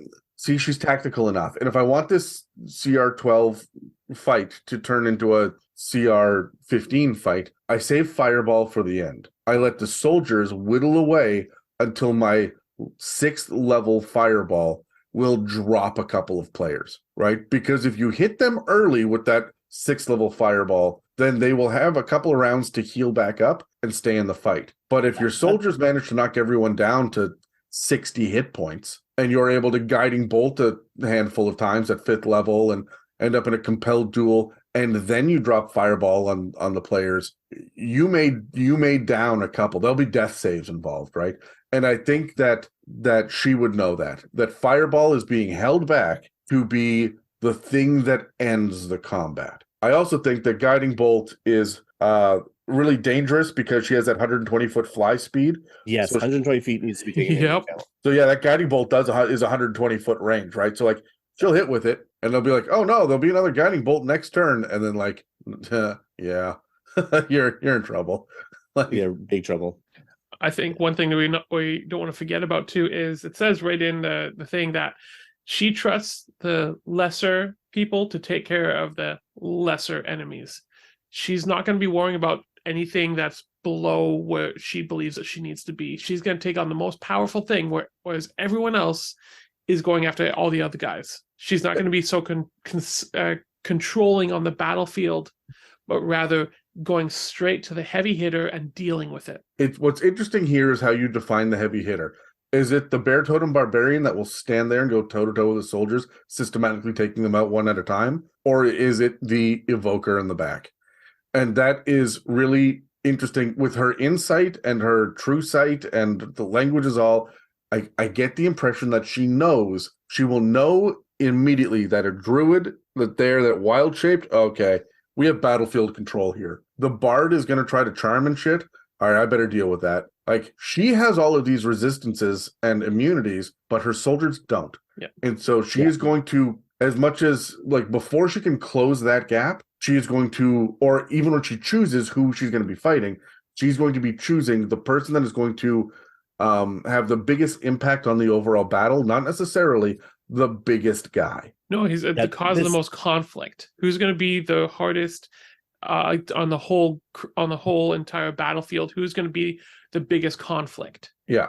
I don't think this toe-to-toe is meant for fighting, PCs. I think this toe-to-toe is meant for fighting within a big battle, right? Within a war, right? But here's suddenly the big ogre that's being sent versus just the regular goblins or things like that. I think that as well. But I mean, by the time that you're, tier 3, tier 4, your party is doing overland travel with an airship full of NPCs or a pirate ship, or there's a fucking caravan that they're with.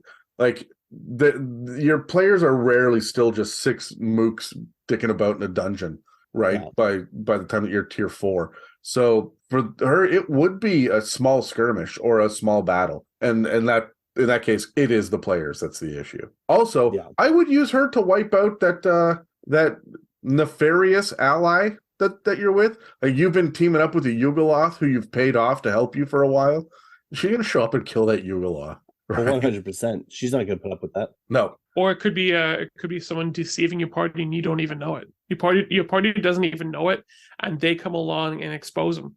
Yeah, it's suddenly, the barbarian's wife that they met back at level 4 is revealed to be a night hag because a Firemane Angel slays her.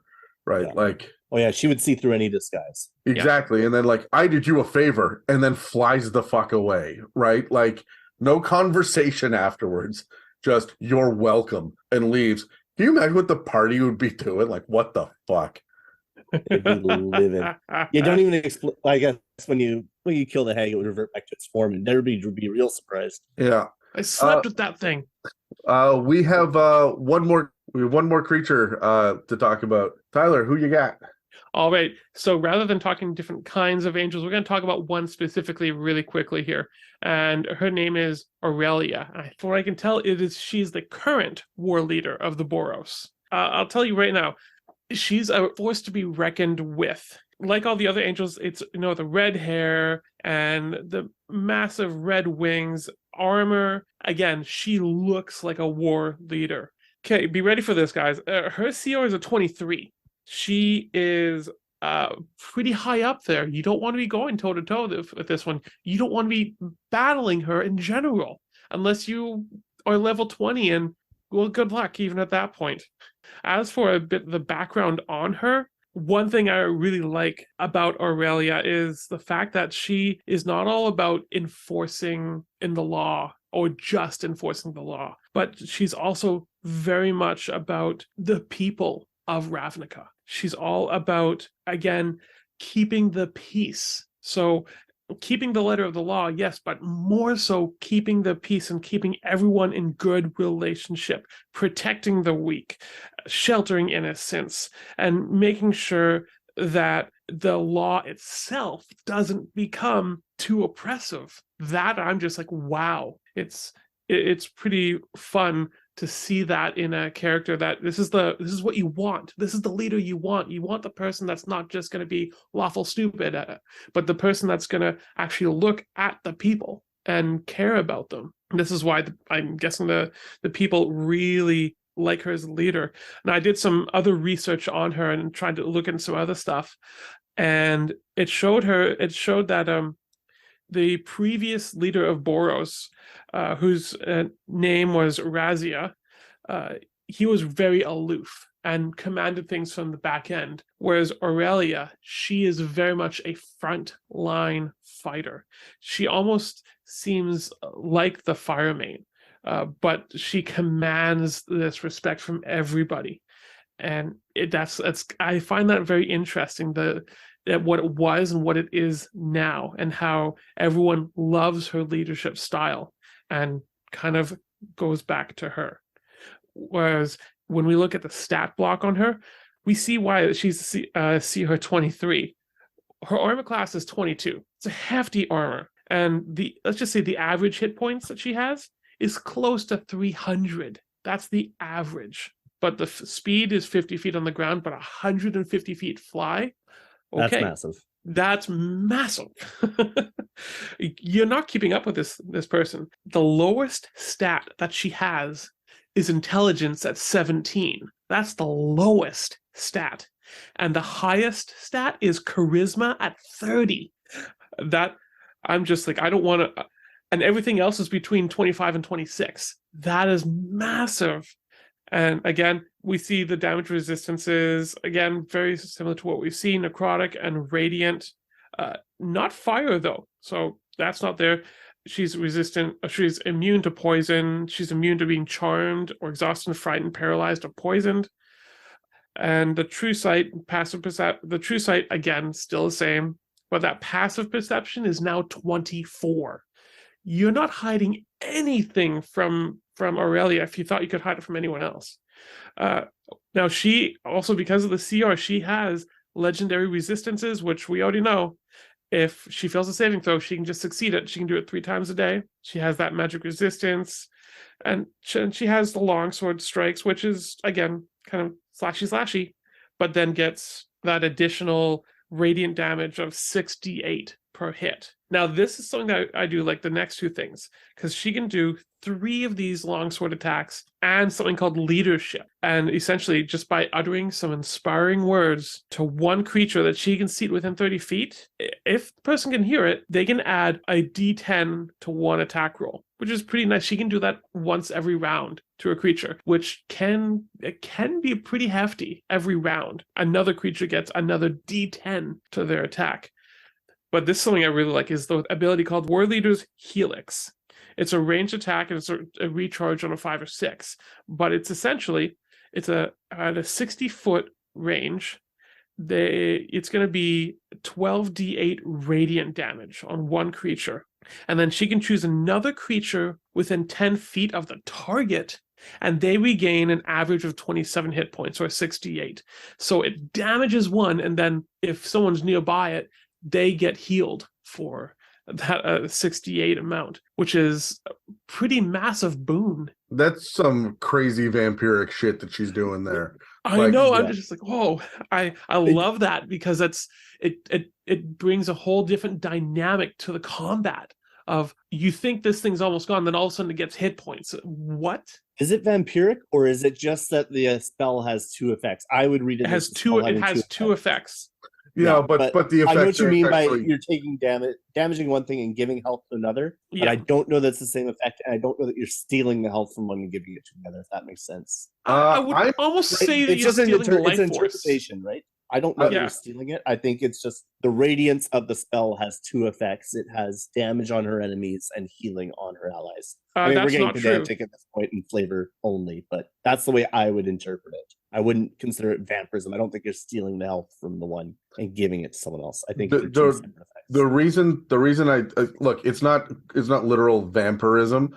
No, I know However, what you mean, but however, the fact that you're doing 12d8 damage and healing 68, that's exactly half. I really do feel like this thing is meant to, and it's the world leader's helix is what it's called. So Yeah. the idea that there's two intertwined parts of this, Yeah. I'm going to read this as both. The way that I describe this as a DM is both creatures are engulfed in radiant light. The radiant light is burning the life out of one and imbuing the other with that life force.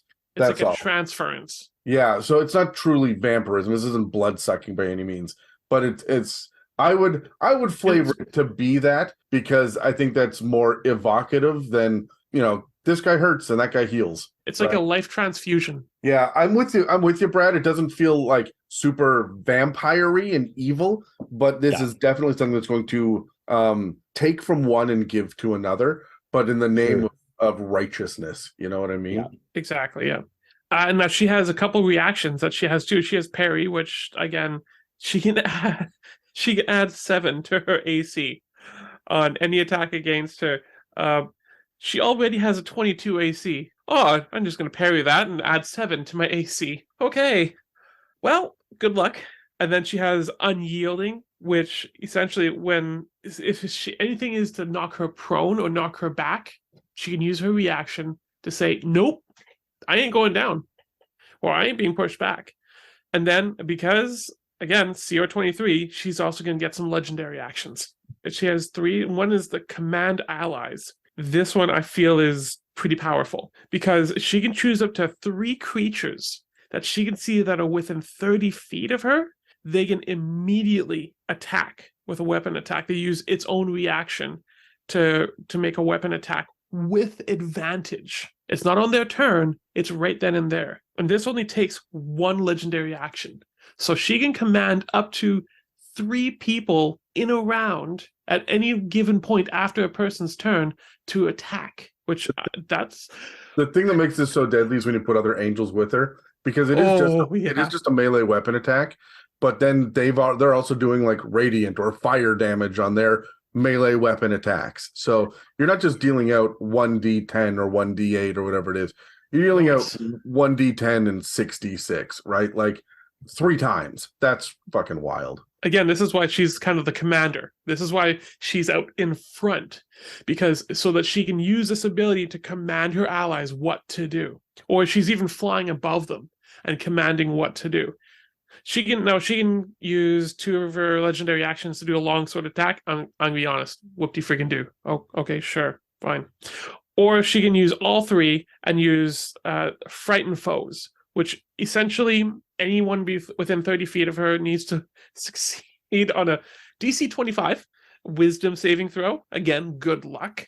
Or they're going to be frightened of her until the end of her next turn. Now, here's what I consider interesting. Usually when we see something with the frightened effect, we see that whole idea of, if you succeed, you're immune for 24 hours. That's not here. So I have the sense that even if they succeed the first time, she does it again the next round, they don't have to wait. They're not going to have that 24 hours immunity. They are then going to be afraid, and any target within 5 feet of her has disadvantage on this. That, for one of the first times that frightened condition suddenly becomes very real. I like it because that gives off the impression. It's not an aura, but it gives off the impression of the fear aura that we used to see in previous editions. I'm a fan of this. That's great. Yeah. So that's pretty much all there is for her. But you can see why she's such a hefty person to go against. I would rather be on her side than not. Yeah, this is a campaign. This is a campaign personality, right? Like exactly. She is not someone that you face off against on that level 17. This is your ultimate or penultimate, battle. Or probably an ally, right? I would say ally, yeah. Let's grab dice and let's talk really quickly about how to use this NPC. I got an 8. I got a 15. I got a 14. Tyler, you're first. So, do you have a quest, a plot hook, a campaign built around Aurelia? I love this idea of she's the quest giver.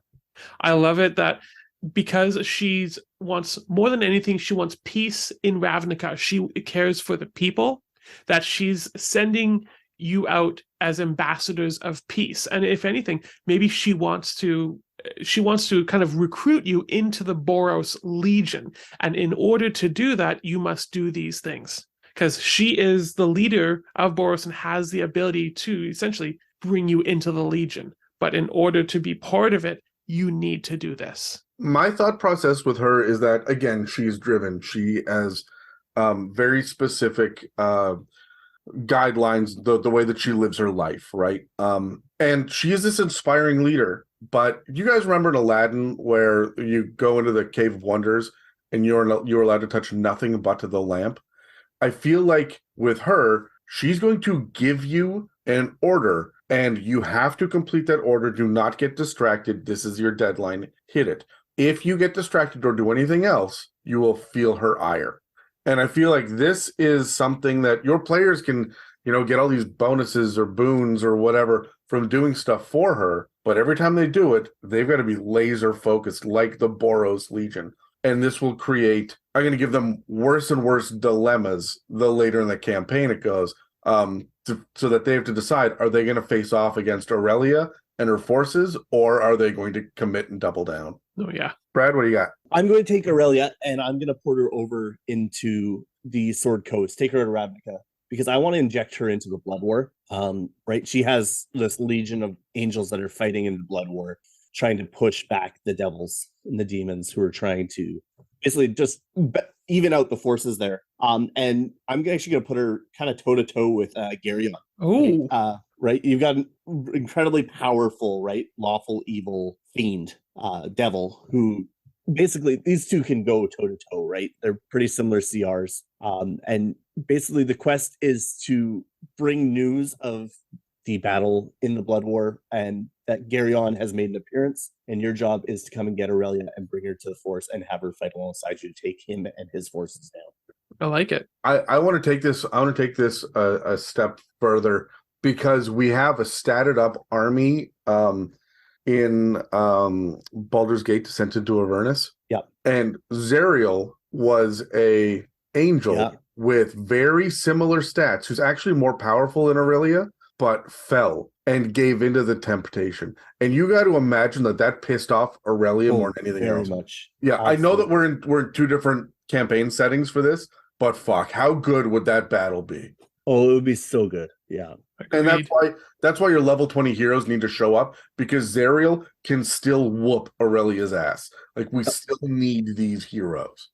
But at this point, too, it's not just Aurelia that's there. It's her whole war band that she has behind her. And Aurelia as well. And Zariel's not alone either. So you've got two armies going head-to-head. As a DM, be prepared. Angel on angel fights are so much fun. That's crazy. Yeah. I'm into it. Yeah. What do we have in the way of role-playing, Tyler? Again, for her, I'm not going to treat her so much as a loner like the Firemane, or a commander like the Battle Angel, but more so I am going to treat her as, again, that kind of peacekeeper. But at the same time, she knows what the best plan is. And she's going to be meeting with, again, the main people who can accomplish this mission, and says, go do this, go do that, go do that. She's delegating who needs to go where, so that the best possible outcome can come to fruition. And that's how I see her, is that and doing whatever is necessary, because it even says in here that if she has to go to arms to do what is necessary to keep the peace, she will do that. She is not afraid to do that. And I think it even said, that her temper is legendary. So she will get angry. It's not a matter of, oh, it's okay, you tried. No, it is legendary anger that she has. So you better not fuck up. My reading on this, on her stats alone, is, you guys know she has no spells. I noticed that. spellcasting. Yeah. You're right. So she is purely martial. And I mean, the Warrior's Helix is, magic-y, and she has Yeah, magical it's technically a resistance. ranged spell attack, but that's her only spell. Yeah, right. So And there's no like big spell casting here. She doesn't need to have a focus of any kind. Like she is there to be the general. And I get the impression like her intelligence, you say like she knows the right tactics and stuff. Her intelligence is high, but your wizard will beat her at chess, right? Yeah. The charisma and the wisdom, though, lead me to think that she is so successful at leading the Boros Legion because as angry as she gets, I think she's a politician. She's a warlord, but also a politician. I think at the moment she's behind closed doors, she'll rage out and smash the desk to pieces. But like she very much is going to know the right way to do things and be able to control herself. But she will get angry, and if you piss her off, she will have you executed. It's still life and death, but the stakes are so high for her, and she's looking at big picture because again, she's immortal, right? And that's the other thing about these angels. They don't have a lifespan. Their schemes and plots, their goals last eons, and they're beyond what mortals can understand. So while they have an immediate need for things, she is also looking at the big picture here, and she is trying to keep 10 guilds, the entire population of Ravnica, safe. That's such an undertaking. I bet that she, like, heavy is the head that wears the crown, right? Like, I bet she shoulders that weight every single day and says, I will take it because I can handle it. Yeah. Nobody else gets to, right? Absolutely. Yeah, as the leader of the Boros, right? She is not just dealing in the day-to-day of the Boros. She is dealing with all of the other clans. She's dealing with all of the things that are going on in the world around her, right? She will be at all the heads of whatever meetings. Exactly. She'll be summoned to heads of state. She will be constantly being sought after. She's a good guy, but if you cross her, justice will be swift. Yes. And like, this is not a trial that's going to last 6 months. No, her judgment is final. And yeah, this is a conversation, and then we determine what the answer is. The end, right? I bet she has no fucking patience for the Azorius Senate or the Orzhov Syndicate, who are sitting there making laws and wheeling and dealing behind the scenes. Like, I bet that shit just must piss her right off. There's actually a quote in the book that says, "True justice, Aurelia argues, isn't merely the enforcement of the letter of existing laws," and then in brackets it says, "Let the Azorius fret over that." And then in brackets, "but the establishment of equitable and compassionate relationships among all the Ravnica people." So yeah, she does not care about the Azorius. I love this. What an interesting character for an angel, right? I know. I love it. What do we have? Brad, did we cover yours for roll? Yeah, no, we're good. I think we've covered everything there. Let's move. All right, Tyler, exploration or clues? I would say definitely the fact that she is in control, that she, as you said, she is a politician. You know where she is because she makes herself known. She is not hiding in any way, shape, or form. But again, I almost see her in one sense, this idea of, you know that she's there, or if you're in a different part of the realm, you know that she has been there, or you know that she has influence there, because again, it's not hidden, and you know that it's meant for good. Fly our flags, because that will let people know this is a safe place to be. Exactly. My big thing about her is that you're never going to find her skulking around in the dark, right? You're not even going to find her on a throne or in an office. She is in the war room looking at maps, or she is in meeting with the Senate, or she is talking to a general, like a Minotaur general for the Boros Legion is coming to talk to her, and she is like pouring the wine for him. She's got an honor guard, but I don't think she wants for anything. She's probably rich as fuck because of the Boros Legion, but she doesn't flaunt it. She doesn't need it. She doesn't sleep. I don't think she even really cares about wealth. No, she just has it as a resource. It's not that it's something that she desires for. It's something that she can use to benefit the kingdom. Exactly. And so, and also to encourage her followers as well, right? Like, I mean, this is a job for people too. And so, the idea here is that you are going to go to her, she doesn't come to you, and she is going to be surrounded by tough, capable people. Usually the smartest people. I bet that she's one of these people that knows that the best leader is the one who surrounds themselves with smart people. Right? They're going to be smart. They're going to be tacticians. They're going to be strategists. They're going to be politicians, and they're going to be generals. But they're all going to be pointed at the same thing, and that is upholding the damn law. I think for her that might even be a little bit more far-reaching than just being a police force.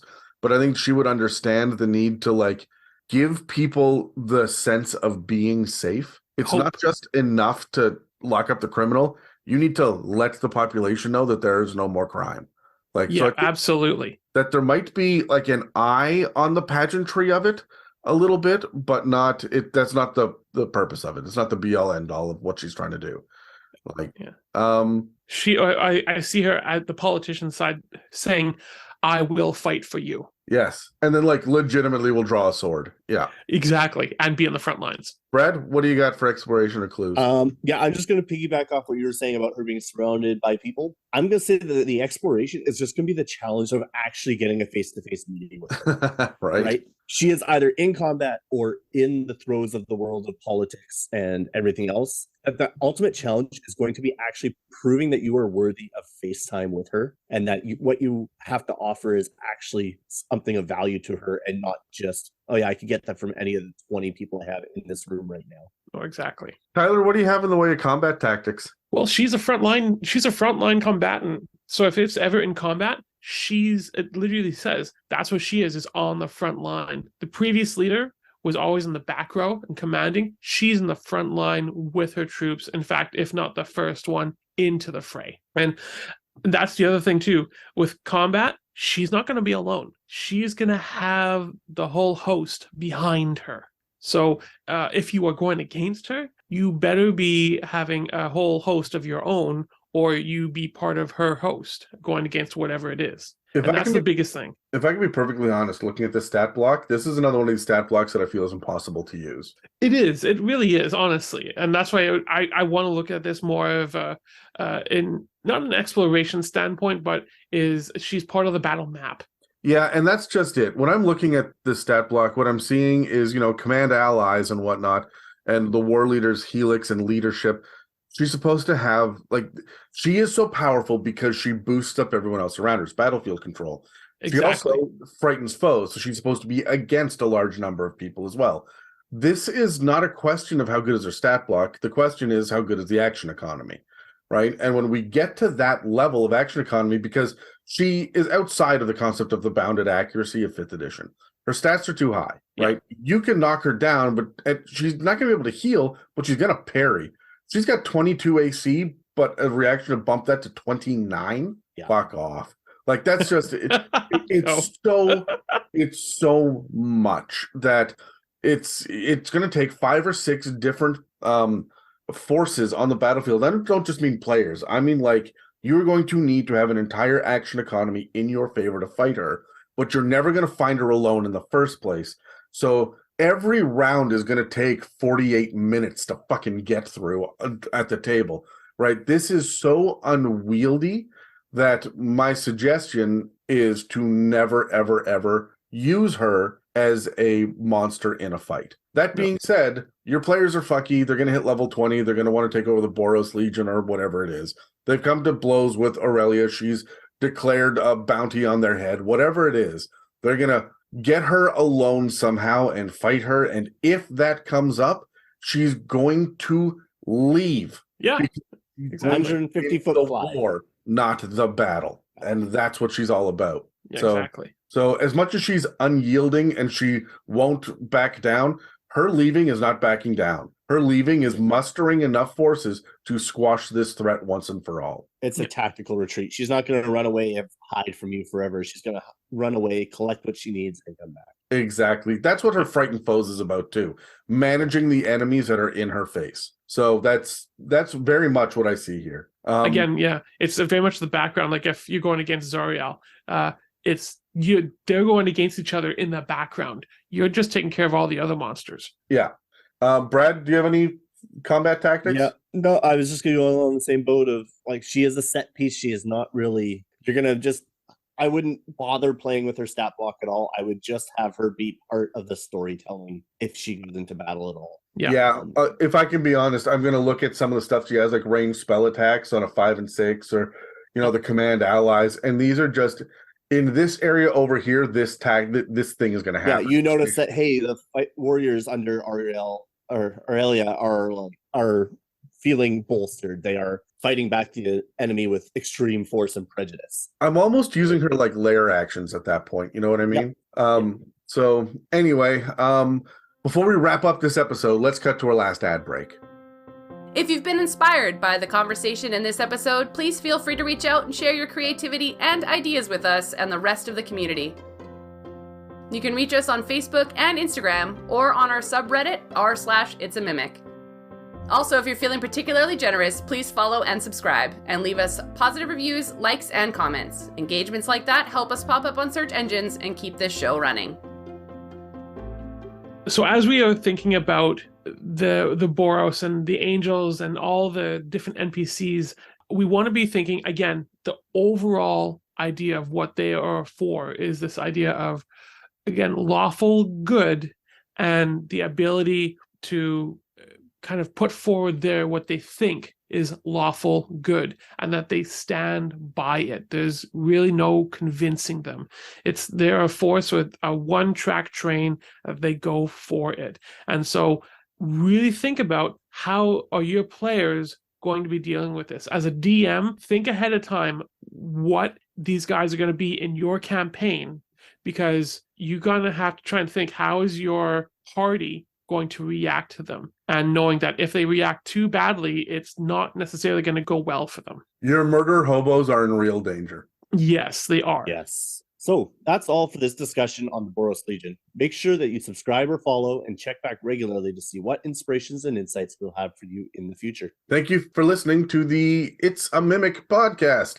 If you'd like to support us, we have a donate button on our website, www.itsamimic.com, a store with some It's a Mimic merch, and a Patreon. This episode and others can also be found on Spotify, Apple Podcasts, YouTube, and most other podcast apps. Thanks again for listening to It's a Mimic, where you never know what you're going to get. Yeah, both of you. Yes. This has been an It's a Mimic production. Please check the show notes for this episode to see links, time codes, and credits, and don't forget to reach out and share your own inspirations.